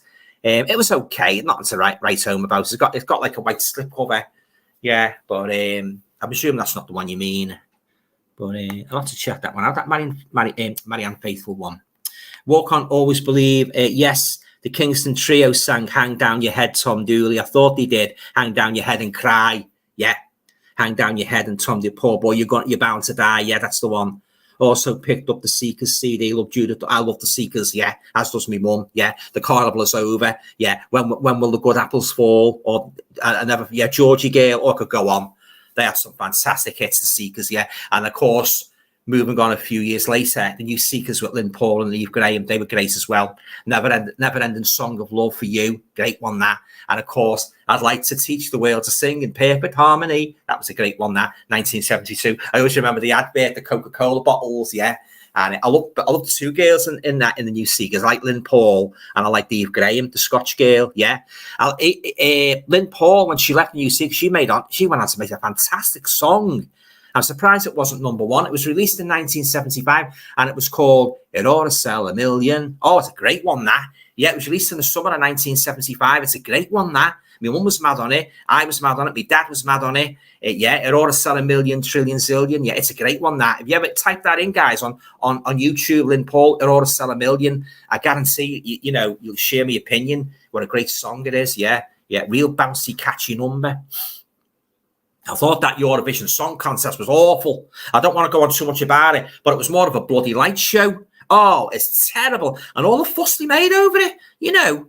It was nice to see, like, you know, Liverpool, like, getting a bit of recognition, granted, yeah, and the bands and that, you know, lively and that. But they did go over the top with those acts, you know, the lasers and that. You know, it's more of a bloody special effects show than it's, you know, when you compare that to what it used to be, you know, it used to be all about the songs, didn't it, from different countries, and the acts would dress up in their respective national outfits and that, you know. But now a lot of the acts all seem the same, you know. It's just a load of rubbish. I don't think I'll be watching it next year. I only watched it this year because it was in Liverpool. We don't really watch it anyway because it's gone downhill, you know. But oh yeah, it was terrible. It was awful. The lasers, that was all bloody laser lights all the time, you know, and stupid cheesy special effects. You know, it wasn't really about the songs, you know. And that's another thing as well with the winner. Do we ever hear from them again? You know, one time the Eurovision Song Contest go right to #1. ABBA, Brotherhood of Man, Teaching, Ding a Dong. Remember that one? Yeah, one of my favourites was The Shadows. Let me be the one who's loving you tonight. That was a good one. I think that got to #2. I love Boom Banga Bang Bang Lulu. I won't go on too much about Eurovision because it's a horror channel. But yeah, I'm just saying that my favourite Eurovision song is Boom Banga Bang Bang. Yeah, Puppets on a String and that. But it's gone terrible now. That Eurovision. Oh, it was awful. I was bored sick watching that. Laser show. Don't know about the Eurovision Song Contest show. You want to go easy on those lasers, like they're putting too much emphasis on the lasers and that, you know, the flashing lights. Right, walk on, always believe. Me too, Alan. My dogs are my best friends, also my films and my music, yeah. Kevin William Wardle, Fright also had George Cole in it. Didn't have Joan Collins in it as well? Wasn't she the wife whose husband had escaped from the mental asylum? Sure, Joan Collins was in it. Susan George was fantastic in that. You know, the main female protagonist. Tony Crosby says, hi, Alan. You okay, To? Thanks for dropping by, mate. Yeah, I might actually go on tonight, To, for another half hour. So I usually finish at 10, but I've enjoyed it that much. I'll go on till 10:30. So, you know, if you want to ask me anything at all about horror or indeed anything really, but yeah, it's nice to see it again. Thanks for dropping by. Yeah, sorry I'm late. I tried watching the movie Dr. Zhivago last night and it got switched off after half an hour later. Dull as weird here, and it's supposed to be a classic, Dr. Zhivago. I've only seen bits of that. Yeah, not really my cup of tea, that one, but I do know it's a popular movie, got a big fan following. Right. Oh, by the way, guys, did any of you pick up those two Musketeers movies that got released recently? The Three Musketeers and the Four Musketeers, starring Christopher Lee and Oliver Reed. I've seen a couple of YouTubers showing them. Not really my cup of tea because I'm not really into it. I've said this before. I'm not really into period pieces. But I was just wondering if any of you guys picked them up. You know, what you thought of them and that. You know, but yeah, let's say even though Christopher Lee is in both of them, and I watch everything Christopher Lee's in, they're definitely way down on my list of Christopher Lee movies to watch. I think I do recall watching them briefly on telly many years ago, and I was not impressed at all. So yeah, I'll give them a miss. There's Amy Adams, Derek Ford, Pete Walker, Norman J. Warren, all great directors. Diversions, 1976 is a great 70s porno. Oh, Mrs. Well worth checking out, directed by Derek Ford, right?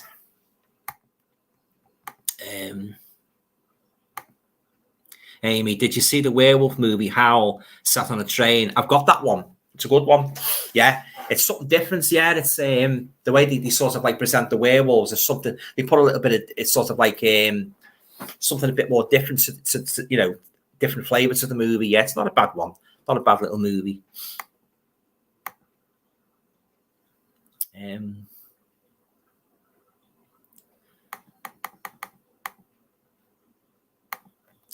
Tony Crosby, Slade and Famous, really great, Alan. Yeah, definitely. That's in my collection.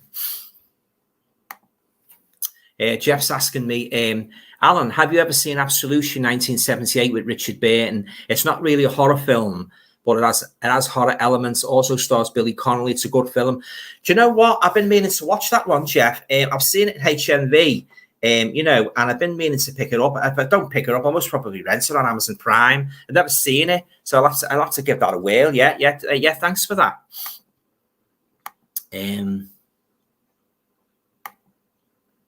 Richard Brown Love Derek Ford and Stanley. What's this? Stanley, I don't know what you mean there, mate. Derek Ford and Stanley Omichi, don't know what that is. Here's Zami's saying, Richard Brown, well said, Stanley Long and Derek Ford are amazing, right?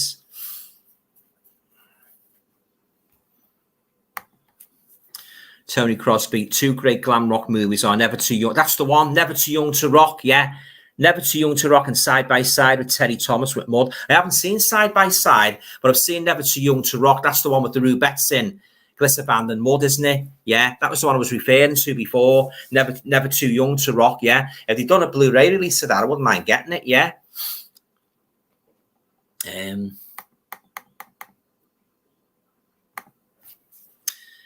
Richard Brown says, I'm glad you could understand the message. Stanley Long reads, comes to think about Stanley Long, it rings a vague bell. I have heard the name Stanley Long. Sammy's saying Eskimo Nell from 1975 is another great sexploitation movie. You've seen it, Alan? I must say, I haven't seen it, but I've seen it like advertised and that, in the shops and that, but I haven't seen it. There's dinosaurs in that one.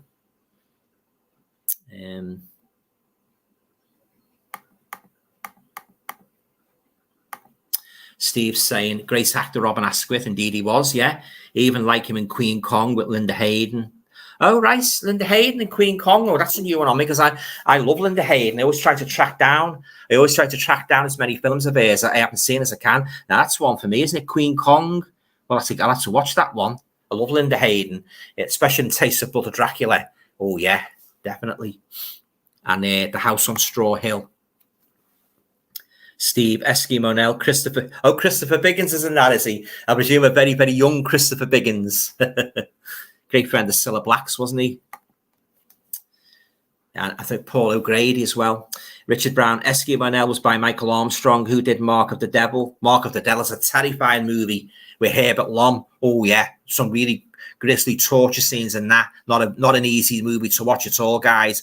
Even worse again than The Witchfinder General. He's an absolute swine in it. Herbert Lom, he really is, yeah. Mark of the Devil. Oh, yeah. Yeah, not for the squeamish.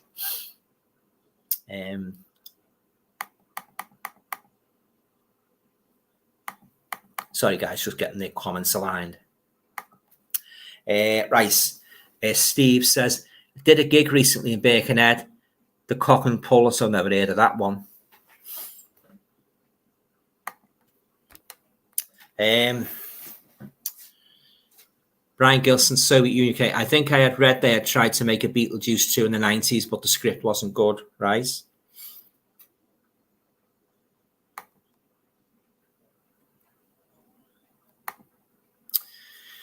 Kevin's saying Ghost Story from the early 80s is good. Oh, you mean the Peter Straub one? You've read the Staring.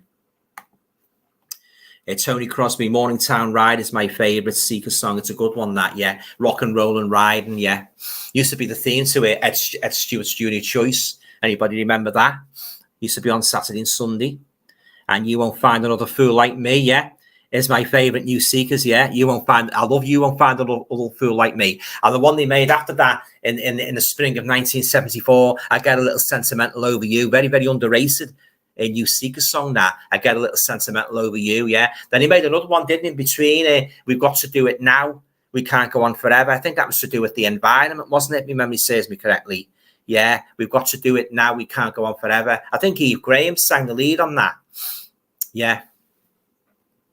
I like them singing that other one as well, One Day in Every Week. And I think that was out in August 1978. One Day in Every Week. Everybody remember that one? Never Ending Song of Love. Oh, it's one of my favourites, that. Yeah, Never Ending Song of Love. And Beg, Steal or Borrow, which I think didn't he enter that in the Eurovision Song Contest, Beg, Steal or Borrow? Venom Boy 95. All right, Hal. You okay, mate? Hope you're doing okay. I'm not too bad, thanks, Going with the flow. Will you pick up the Wicker Man 4K, which is coming out soon, or stick to the Blu-ray? I'd most probably stick to the Blu-ray because I've got everything on the Blu-ray. And unless there's a big upgrade and many more special features, I think I'll stick with as much as I love the movie, I've had it in many forms over the years. as much as I love the movie, I'll stick with the Blu-ray because I love the Blu-ray where I've got the special edition and that, you know. So, but that to be a real big upgrade, as I say, for me to fork out for the 4K. Nice to see it get released on 4K though, because it's a classic movie. Right, Tony's saying, I also watched 2 horror classics, The Haunted Palace and the Mask of the Red Death. Again, 2 fantastic Vincent Price movies, yeah, absolute classics of horror cinema. Am I Dead? Yes, is saying, do you like the werewolf film Dog Soldiers? Not really a fan of that. No. I think it's the 3rd best werewolf film behind American Werewolf and The Howling. I do like those 2, but I don't like Dog Soldiers. Don't know what it was. There's something about it. Just didn't like it, you know. I thought it was the military set and the soldiers and that, you know. Not really a great fan of Soldiers in the Woods movies. Yeah, I couldn't really warm to that movie, Dog Soldiers. Although I do know it's got a big fan base, and that's a nice addition what they released a couple of months ago, the 4K.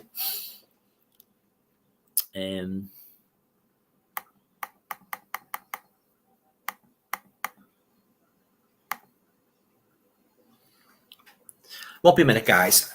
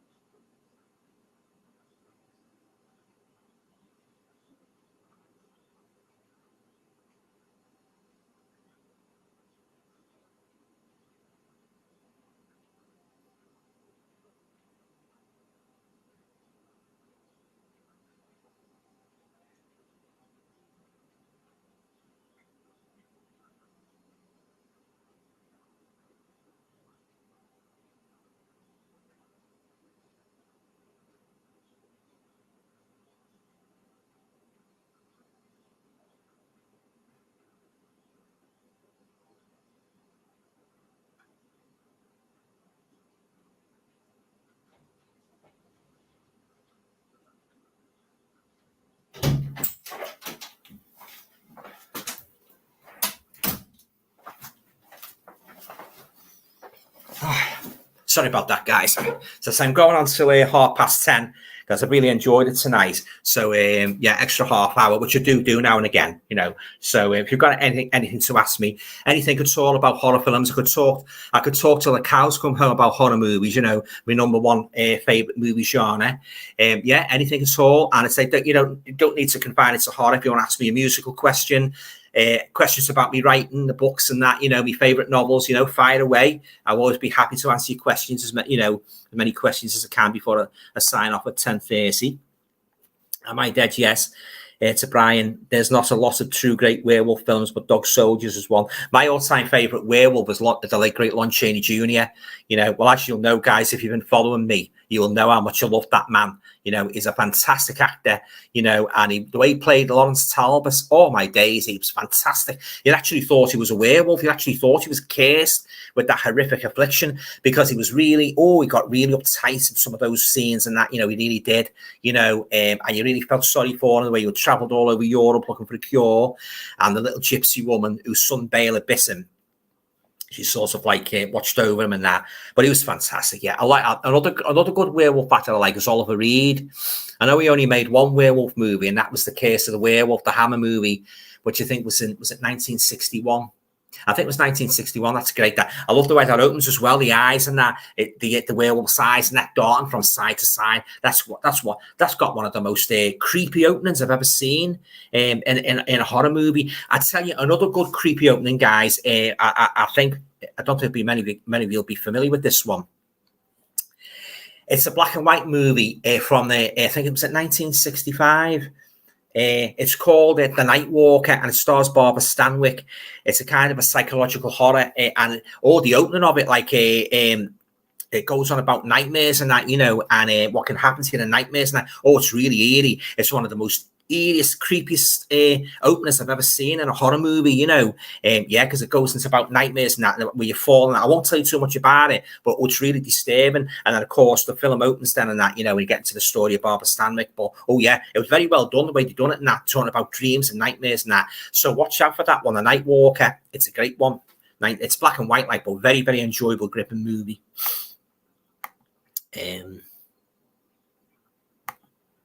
Right, Tony Crosby is saying, I watched an Italian horror last night, the other hell about nuns. I wasn't impressed, from 1981. I've seen what's the names of that? I've seen the Blu-ray images of that, you know, on the Blu-ray sites and that. I've never seen it, so I can't really comment on that. But doesn't sound much. Yeah, I suppose those nun movies are a little bit of a hit and miss, aren't they? I mean, that nun movie that was made in The Conjuring. Oh, I hated that. I really hated that. I really did. Yeah, sorry, excuse me, guys. Just I'm in trouble with the wire's bit. It's okay. It does go like that now and again. I have a bit of trouble with the wire and that. Yeah. So, oh yeah. I didn't like that. I didn't like that nun movie at all. It was part of the Conjuring universe. I hated that. Load of rubbish, yeah. Yeah, they're a bit of a hit and miss, those nun movies. Anybody remember that nun movie? It wasn't so much of a horror, it was more of a thriller. The Killing of Sister George, that was made in was it 1971 or 72? I think it starred Beryl Reid and Susanna York? I remember it being on the telly, The Killing of Sister George. I don't remember the story because it's years since I saw it. But I say that hit and miss those nun movies. Brian Gilson, am I dead? Yes, I totally agree. Wish they had made the sequel. They were going to make a few years ago. One of my other favorite werewolf films is Silver Bullets. Yeah, that's a good one. That Silver Bullets. Jeff Joffrey to Tony Crosby. I always steer clear of non-horror films. I don't blame you.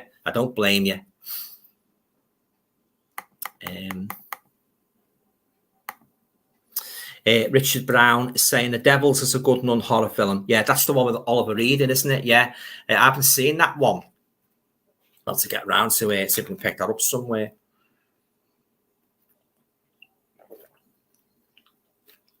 Got a big fan following that movie. The Devils. Ken Russell, isn't it? Melanie's asking me, are you a fan of Dark Shadows, the original series? I had the set of that a couple of years ago. Barnabas was the vampire, wasn't he? But I couldn't get into it, Mel. Yeah, it wasn't for me. Yeah, I tried to like it. I wanted to like it, but yeah, it's I didn't like it. But what I did like was the remake with Ben Cross. Was it the early 90s or late 80s? That was very good. I had Barbara Steele in it. Yeah, that was like Dark Shadows, but different. It was a different take on the story. And Ben Cross was the vampire, but they didn't conclude the series, you know, which was disappointing because it was a good story and that, you know, I really got into the characters and that, you know, and Barbara Steele and Ben Cross, fantastic. Yeah, but they didn't say they cancelled the show, so it was just basically left open ended, really.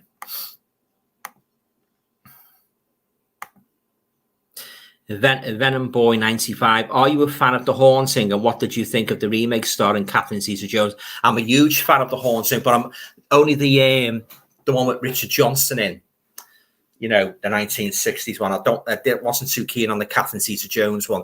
What spoke the latter for me was the cheesy special effects at the end. I thought, you know, they were they stuck out like a sore thumb in that movie. Yeah, it was okay. I liked the big house and that. It was creepy, like all the rooms and that. It was a real labyrinth of horror, that house, you know, and lovely picture quality on the Blu-ray. And Catherine Zeta-Jones was good in her role, but I did not like that the ending with the cheesy special effects. I didn't like that. I much preferred The Haunting with, you know, Richard Johnson in, you know, and I much preferred that one. And the Haunting of Hill House. By Shirley Jackson, which spawned the movie The Haunting. I love that as well. But yeah, not a big fan of the Catherine Zeta-Jones one, unfortunately. Am I dead? Yes. Actually, not a big fan of silver bullets. I know a lot of folks like it, but I couldn't get over the fact the werewolf looked like a big teddy bear. Yeah, sometimes the special effects can be a little bit corny, can't they? You know, I've said this many times in videos. Like I've seen monster movies where you can actually see the zipper on the back of the suit and that. You know, but yeah, they can be a trifle corny. Some of those werewolf movies and the like. Tony's saying the Devils needs an uncut release desperately. Right.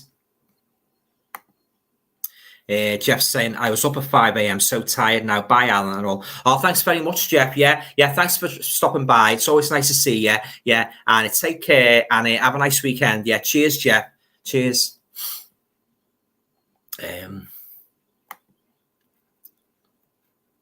Brian Gilson says, am I dead? Yes, I know what you mean. Ha ha. Tony Crosby, night, Jeff. Brian Gilson to Jeff. Bye, have a great weekend. Richard Brown, always had a soft spot for Paul Nash's werewolf films. Do you know what? I haven't really seen all that many of Paul Nash's werewolf films. I did have, I tell you what I did have a couple of years ago. I bought those 2 Paul Nash collections. It was about 5 or 6 movies. It was about 5 movies on each box set. There was 1 or 2 werewolf movies in them. They were okay. Not to write home about, but I haven't seen all the others. He made quite a few, didn't he? He was like the continent's answer to Lon Chaney Jr., wasn't he? And Boris Karloff, you know, the top horror star. I didn't go much on those box sets, so I ended up flogging them. But yeah, as I say, I haven't seen all of his films.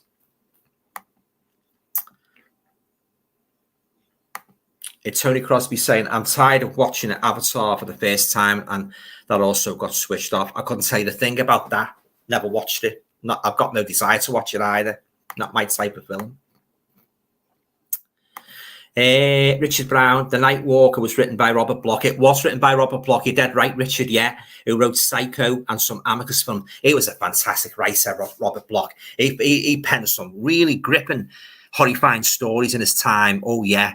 And a lot of the stories were peppered with like dark humor, weren't they? You know, wrote a lot of stories for the Amicus, you know, Asylum, you know, movies like that. When Lucy Came to Stay, I've mentioned this before, the one that starred Britt Eklund in.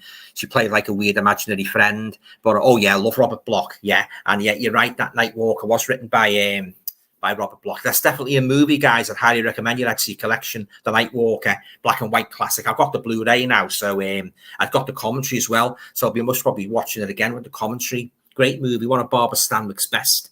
I think it was the last movie as well. I think that was actually her last theatrical movie as well, guys. The Night Walker, yeah. Oh, I love Barbara Stanwyck. Used to like watching in the Big Valley as well. That's another good one. She made A Double Indemnity with Fred McMurray. That's a good one. And she was good in well, she made loads, but the one to stick in my mind, the one with Roustabout, where she starred with Elvis and Roustabout, that was a good one. One of the best actors ever, Barbara Stanwyck. Jamie Frisbee, hi Alan. You okay, Jamie? Good to see you again live. Oh, it's good. It's nice to be back, Jamie. Yeah, good to see you too. Yeah. I take it you've seen The Howling. Yeah, and I love it. What do you think of the sequels? I think there was 4. Yeah, they're a bit of a hit and miss. It's a few years. Jamie, since I saw all the sequels. But I remember the Christopher. I actually got the Christopher Lee one. I've got that one in my collection. Yeah, it was okay. Not as good as the original, you know. And the others were a little bit tongue in cheek. Yeah, so the first one's the best, you know, the very first one. Yeah, that's my favourite one. Patrick McNee's brilliant in that, you know.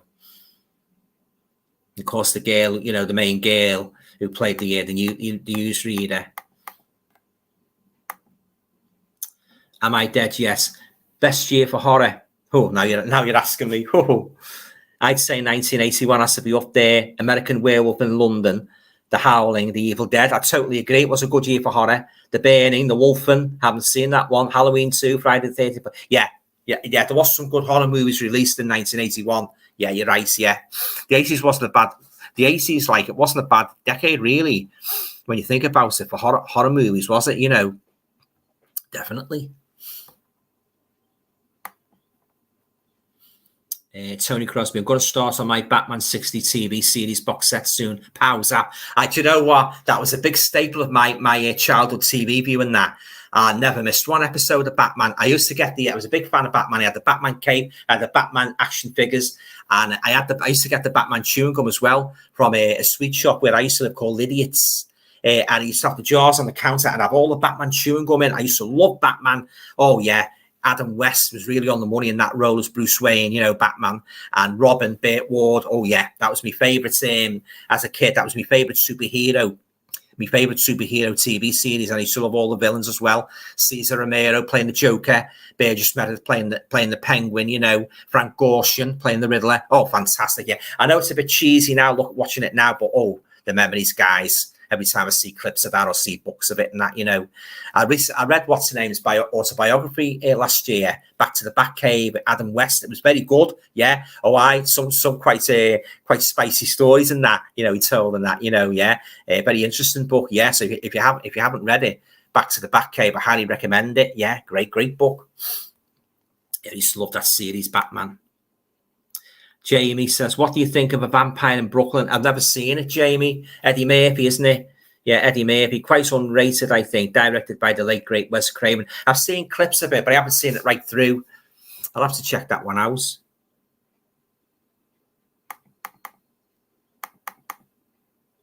Just excuse me, guys. It won't be a second.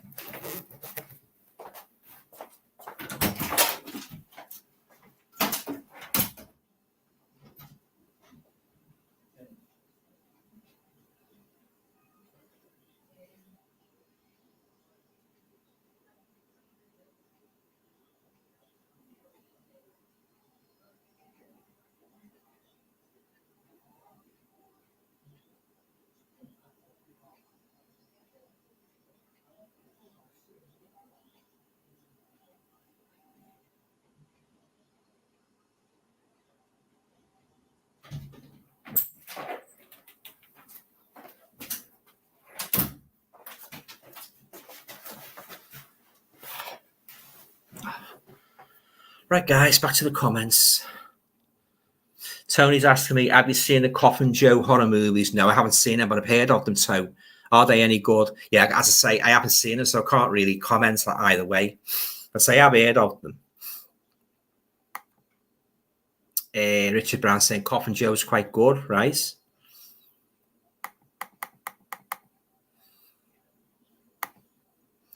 Richard Brown, did you collect the horror bubblegum cards from the 70s? The horror bubblegum cards. I don't remember any sort of like that really spring out, you know, in the memory, but did collect a lot of horror comics. Loads of horror comics, you know, famous monsters of film land, you know, Monster World, the Hammer House of Horror, all those. The Forrest J. Ackerman was my favourite, the famous monsters of film land. I hope to do a video very, very soon. Excuse me, guys, talking about my all-time favourites horror comics and my all-time favourites horror magazines. So stay tuned for that.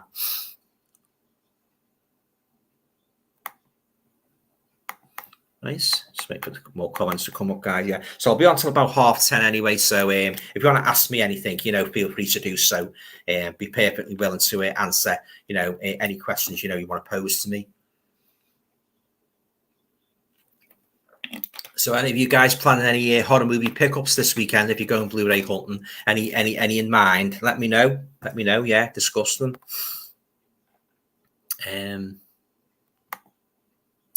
Tony's saying, I did love those sweets in the 70s. Bone Shakers, little plastic coffins with candy skeletons.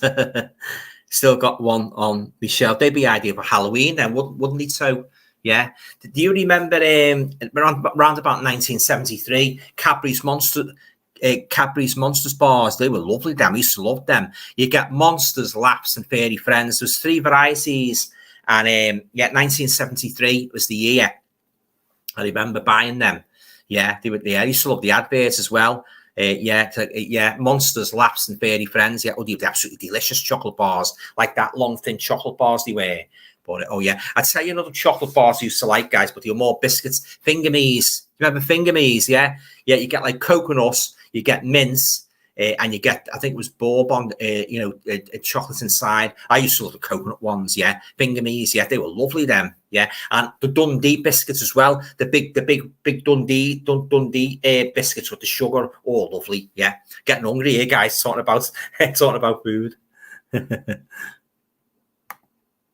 Brian's saying, did you watch the X-Files? There was some really creepy episodes. Not really a fan of that. No, I couldn't get into it. No, although I do know how popular it is, especially in the 90s, you know, and he redid it as well a couple of years ago, didn't he? But yeah, I tried to get into it, but yeah, I just couldn't. There's some series like that I just can't get into. For example, another one I can cite is Game of Thrones. Now, I know a lot of people like that. I couldn't get into that at all. After the first couple of episodes, I just cast it aside. I can't watch any more of this. It's a load of rubbish, yeah. But again, I do know it's got a big fan base, yeah. But it wasn't for me. That, yeah, I couldn't get into that X-Files at all.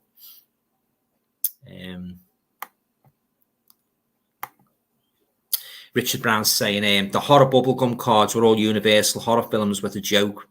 I don't recall. Yeah, I don't really recall getting them. The Universal horror bubblegum cards. I do remember Bazooka Joe. That was a quite tasty bubblegum, Bazooka Joe. Patrick Mate is saying, did you ever watch Forever Night, a US vampire series from the 90s? No, don't know anything about that one. Am I Dead? Yes, 1973 has got to be a good year for horror. I know we had The Exorcist and The Wicker Man, yeah, that year, but must be a few good Hammer horrors that year as well that I can't think of right now. The Satanic Rites of Dracula immediately springs to mind. Christopher Lee's last serious Dracula film for Hammer. 1973 was it Don't Look Now out then? 1973. Oh yeah. When you think it, sort of like when you start thinking, the titles come into your mind. But yeah, The Exorcist was the main one, wasn't it? And The Wicker Man. Yeah. Texas Chainsaw Massacre was 1974, wasn't it? Yeah, Toby Hooper. That wasn't a bad year for horror, 1974. It had Vincent Price's Madhouse as well. That was a good horror movie from 1974. Madhouse, one I can highly recommend.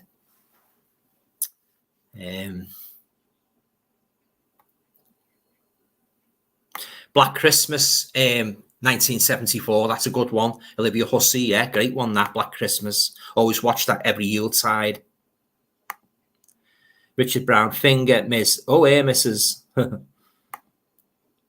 Jamie Frisbee. Remember in Batman 60s Green Hornet, Kato, Bruce Lee, Van Williams had a fight against Batman and Robin. Burt Ward was at the time, was taking lessons from Bruce Lee. Jean LaBelle worked as a stuntman. Oh, right, I didn't know that.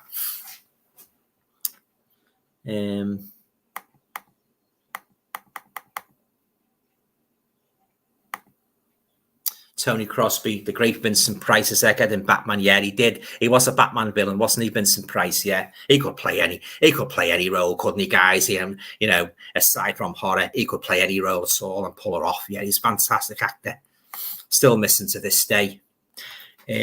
Am I Dead? Am I Dead? Yes. Don't Look Now is 1973, two along with The Exorcist and Wicker Man. Yeah, I'm not a big fan of it. That I had the 4K of that Don't Look Now, and I tried to get into it. Again, one of those movies where I just can't warm to, you know. Yeah, so I let it go. I sold it on eBay. Very, very slow, you know. The only part I really liked was the end, and you know, the big revelation at the end, and based on a story by Daphne du Maurier, wasn't it? Yeah, starring Donald Sutherland and that. Yeah, but yeah, I didn't warm to that movie at all. Very, very slow. Not much happened in it. Tony Crosby, From Beyond the Grave, my favourite Hammer, also from 1974. Oh, yeah. Peter Cushing as a sinister proprietor of that shop, that creepy shop. I love the way that starts as well. Again, saying before about creepy opening scenes, the part where it starts, that you've got like the camera pans along this graveyard, and you got these like this eerie church choir moaning sound as well, haven't you? You know, like chanting like some kind of satanic prayer, and the camera's panning along all the tunes and that. All that terrified me. That when I first watched it when I was a kid, I thought, oh, this is boding something bad here. You know, I better put my hands over my eyes. Yeah, it's quite a good movie, especially that one, the very first one where he buys the mirror. Oh God, yeah, David Warner. Ooh, feed me. Oh, send shivers down your spine. But they're all, having said that, all stories are good in that. Yeah. And when he tries to diddle Peter Cushing, when his back's turned and that, he's messing around the shop and he's dipping to the till or whatever. And he notices he comes back and he goes, shouldn't have done that. Oh, he's fantastic, and that's the way he puts that Yorkshire accent on. But let's face it, he was fantastic in every movie, guys, wasn't he, Peter Cushing? He could lift the movie. If the story was I've said this before, if the story was mediocre, he could lift it up a notch, couldn't he, Peter Cushing? He was that charismatic. Same with Christopher Lee. Sorry, guys, the comments have gone a bit weird. Brian, sorry, Alan, got to go. Wish you and everyone a great weekend. Oh, thanks very much, Brian. Yeah, have a nice weekend. Yeah, thanks for stopping by. Nice to talk to you, and all going well. I'll talk to you again next week on another live. Take care. Cheers, mate. Right, quarter of an hour to go, guys, before I sign off. So, yeah, anything at all, if you want to ask me about my collection, horror films in general, my favourite horror actors, my favourite horror novels, anything at all pertaining to horror, yeah, I'll do my best to answer as many as I can before I close this live stream. Am I dead yet? It's a Jamie Frisbee. Jean LaBelle and Bruce Lee, that scene in Once Upon a Time in Hollywood was based on them, right? I've got that on Blu-ray. Once Upon a Time in Hollywood. I said this before. I think I said it last week's stream. The girl that takes Sharon Tate off. Oh, she's absolutely gorgeous. She's one of the most beautiful looking women I've ever seen in a movie. And of course, Sharon Tate was lovely, wasn't she? But oh my word, was it Margot Robbie that takes her off? I'm sure it's Margot Robbie. I tell you another girl I like, guy. The girl that was in Last Night in Soho, the blonde girl. She was quite nice, and Anna Taylor-Joy, wasn't it? Yeah, I love Last Night in Soho. Love that one. Love all the 60s music in that as well. Tony Crosby, hi, Brian. Michael Gunson, hi.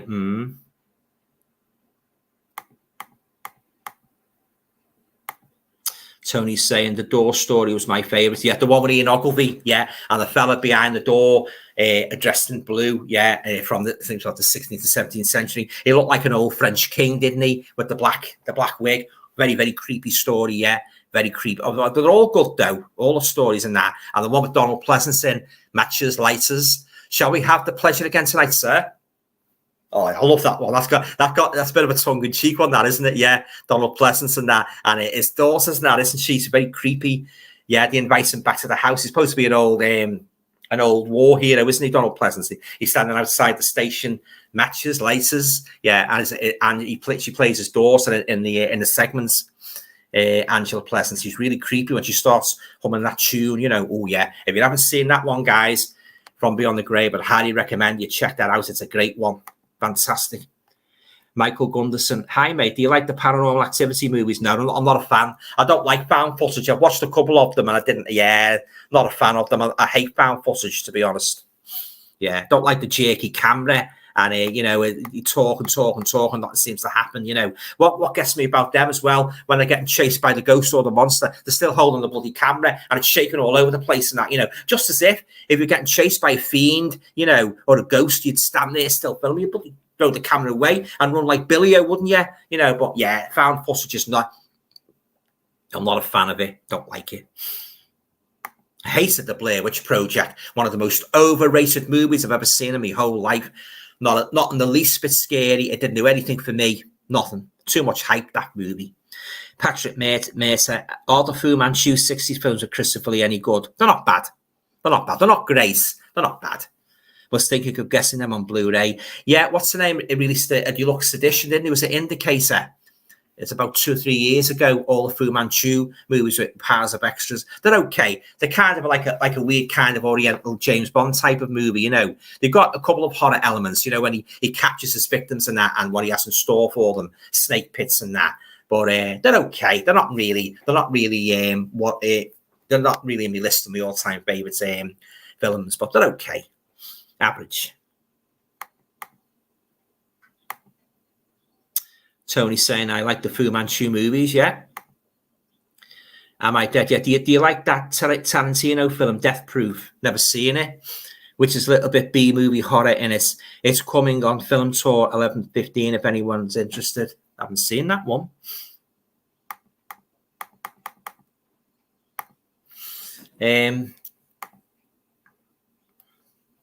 Sorry, I missed a comment there. Jamie's asking me, have you seen Evil Dead Rise, Alan? No, but I hope to see it. What did you think of it? I thought it was brilliant, really well done. I've heard good things about that, Jamie. Yeah, I'm definitely going to check it out. Yeah, so once I've watched it, I'll probably do a review of it. Yeah, looking forward to watching that one. Tony Crosby, The Shiver of the Vampire is my favourite John Rowland movie. Yeah, The Shiver of the Vampires. I don't think I've got around to seeing that one yet. He made a few vampire movies, didn't he, John Rowland? Michael Gunderson, what about Buffy the Vampire Slayer series? I've never watched it, so can't really comment. And Kirsty Swanson was in the movie, wasn't she? I think I've seen bits of the movie. I haven't watched it in its entirety, but I can't really comment. Didn't he do a spin-off of that, Angel? Buffy the Vampire Slayer. But as I say, I've never seen it, so I can't really give me thoughts either way. Am I dead? Yes. The Blair Witch Project was actually the first horror. I was old enough to see it at the cinema, right?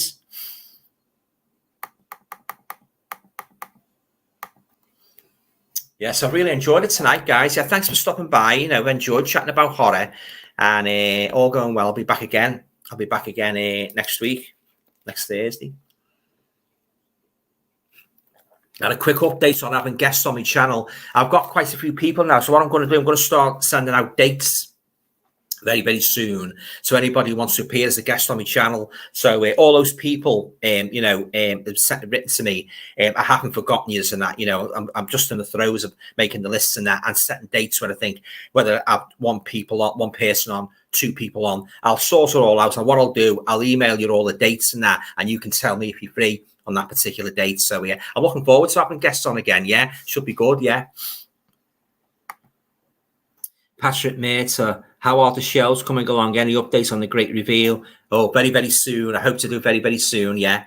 Just in the process now of rearranging everything and that. I'm going to put most of my movies into alphabetical order as well. I usually like to put all the Arrow titles together, all the Screen Factories together. But then I've got a lot of general titles as well, scattered about here and there. So I'll put them all in alphabetical order. And once I've done it, got it perfect, I'll do the big reveal. Yeah. So I haven't forgotten that either. Yes, so 10:30 then, guys, as I say, I'll be signing off. So I'll try and answer as many questions as I can before I retire for the night. So ask me anything at all, Richard Brown, you should, within reason, of course, you should ask Linda Hayden on the live. You should ask Linda Hayden on the live stream. I don't know whether she'd come. You feel a bit funny, don't you, about approaching celebrities and asking. I wonder if there's anybody, you just sort of sparked an interesting idea there, Richard. I was just wondering to myself, every single YouTuber, not just the you guys, but I was just wondering, has there ever been any incidents where a YouTuber has been a big fan of a star and he ventured to actually ask them, not thinking they'd appear, and hey presto, they have. They said, yeah, wow, that must be awesome, mustn't it? They said, oh, I'll send them an email. I don't think they'll appear. And what do you know? They said, yes, certainly. Wow. I tell you, that must do wonders for the subscription levels, mustn't it? But I'd be very interested to hear if you guys know of anybody who's actually done that. Email a favorite star, and he said yes. Oh, you'd be in heaven, wouldn't you?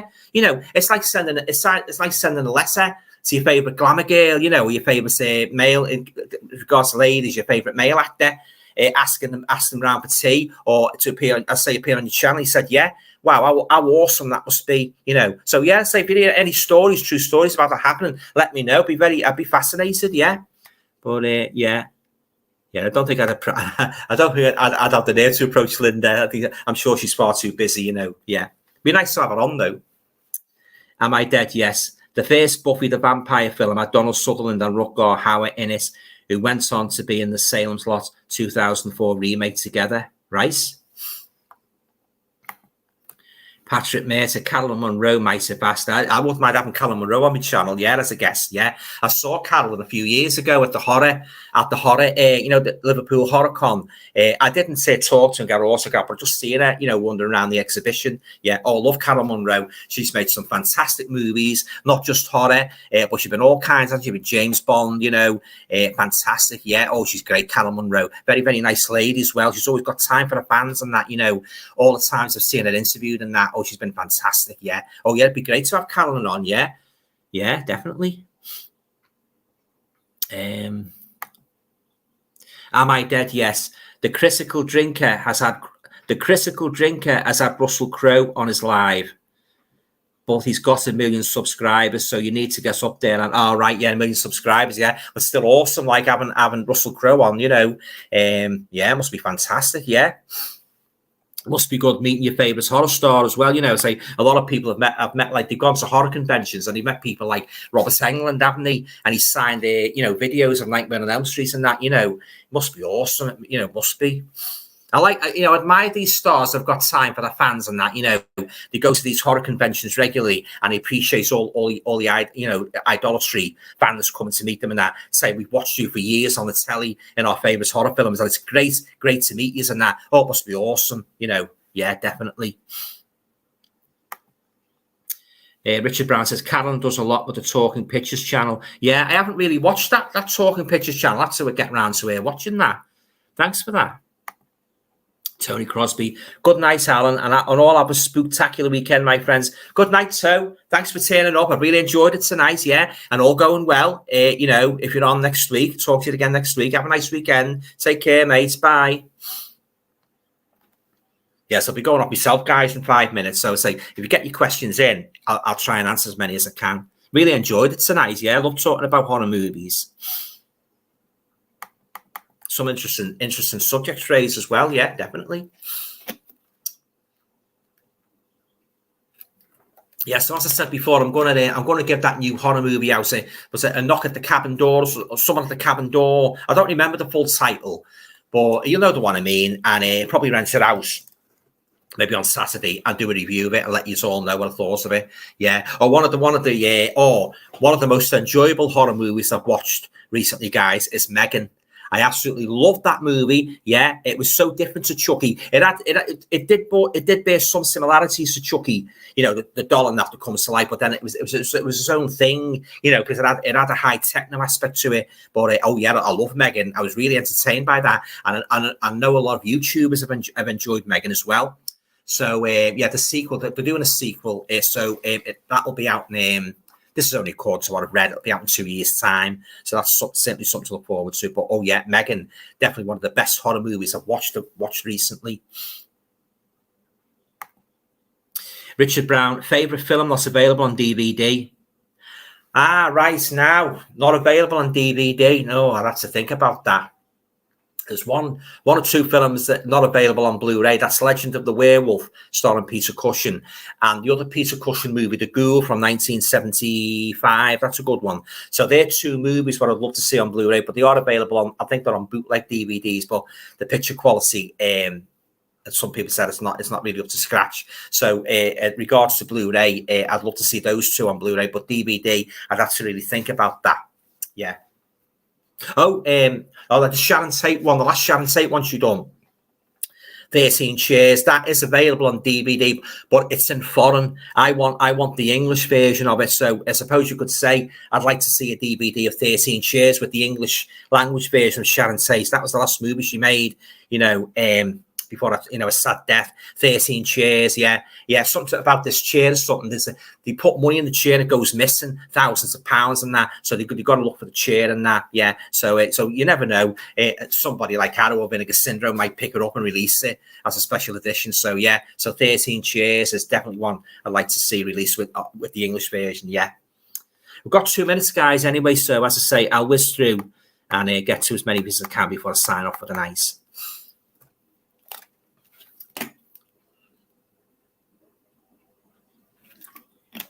Yes, I really enjoyed it tonight. Yeah, good discussions about horror movies and that. And it's always nice to talk to you all and that. Yeah, so yeah, really enjoyed it. Yeah, so looking forward to it. I've got me Chucky 4Ks as well to watch. You know, the Screen Factory's all nice slipcovers, so I'm looking forward to revisiting them. I've got the Chucky series season 2. Watch that and I might do a review of that. And Terrified 2 on 4K, lovely edition. Got the slipcover and that because I love my slipcovers, you know. So I'm looking forward to watching that Terrified 2. So yes, I've got quite a few movies in the pipeline, guys. I can watch and talk to you all about. So watch this space, yeah. little comments of I think that's it now for the comments. All right then, guys. So I'll love you all and leave you. Thanks very much for turning up. I've really enjoyed it and that. And if any of you are going Blu-ray hunting, the DVD hunting this weekend, I hope you managed to pick up some bargains. Yeah. All right then, guys. Yeah. So as I say, I'll go now. So okay then. Have a nice weekend. Take care. Bye.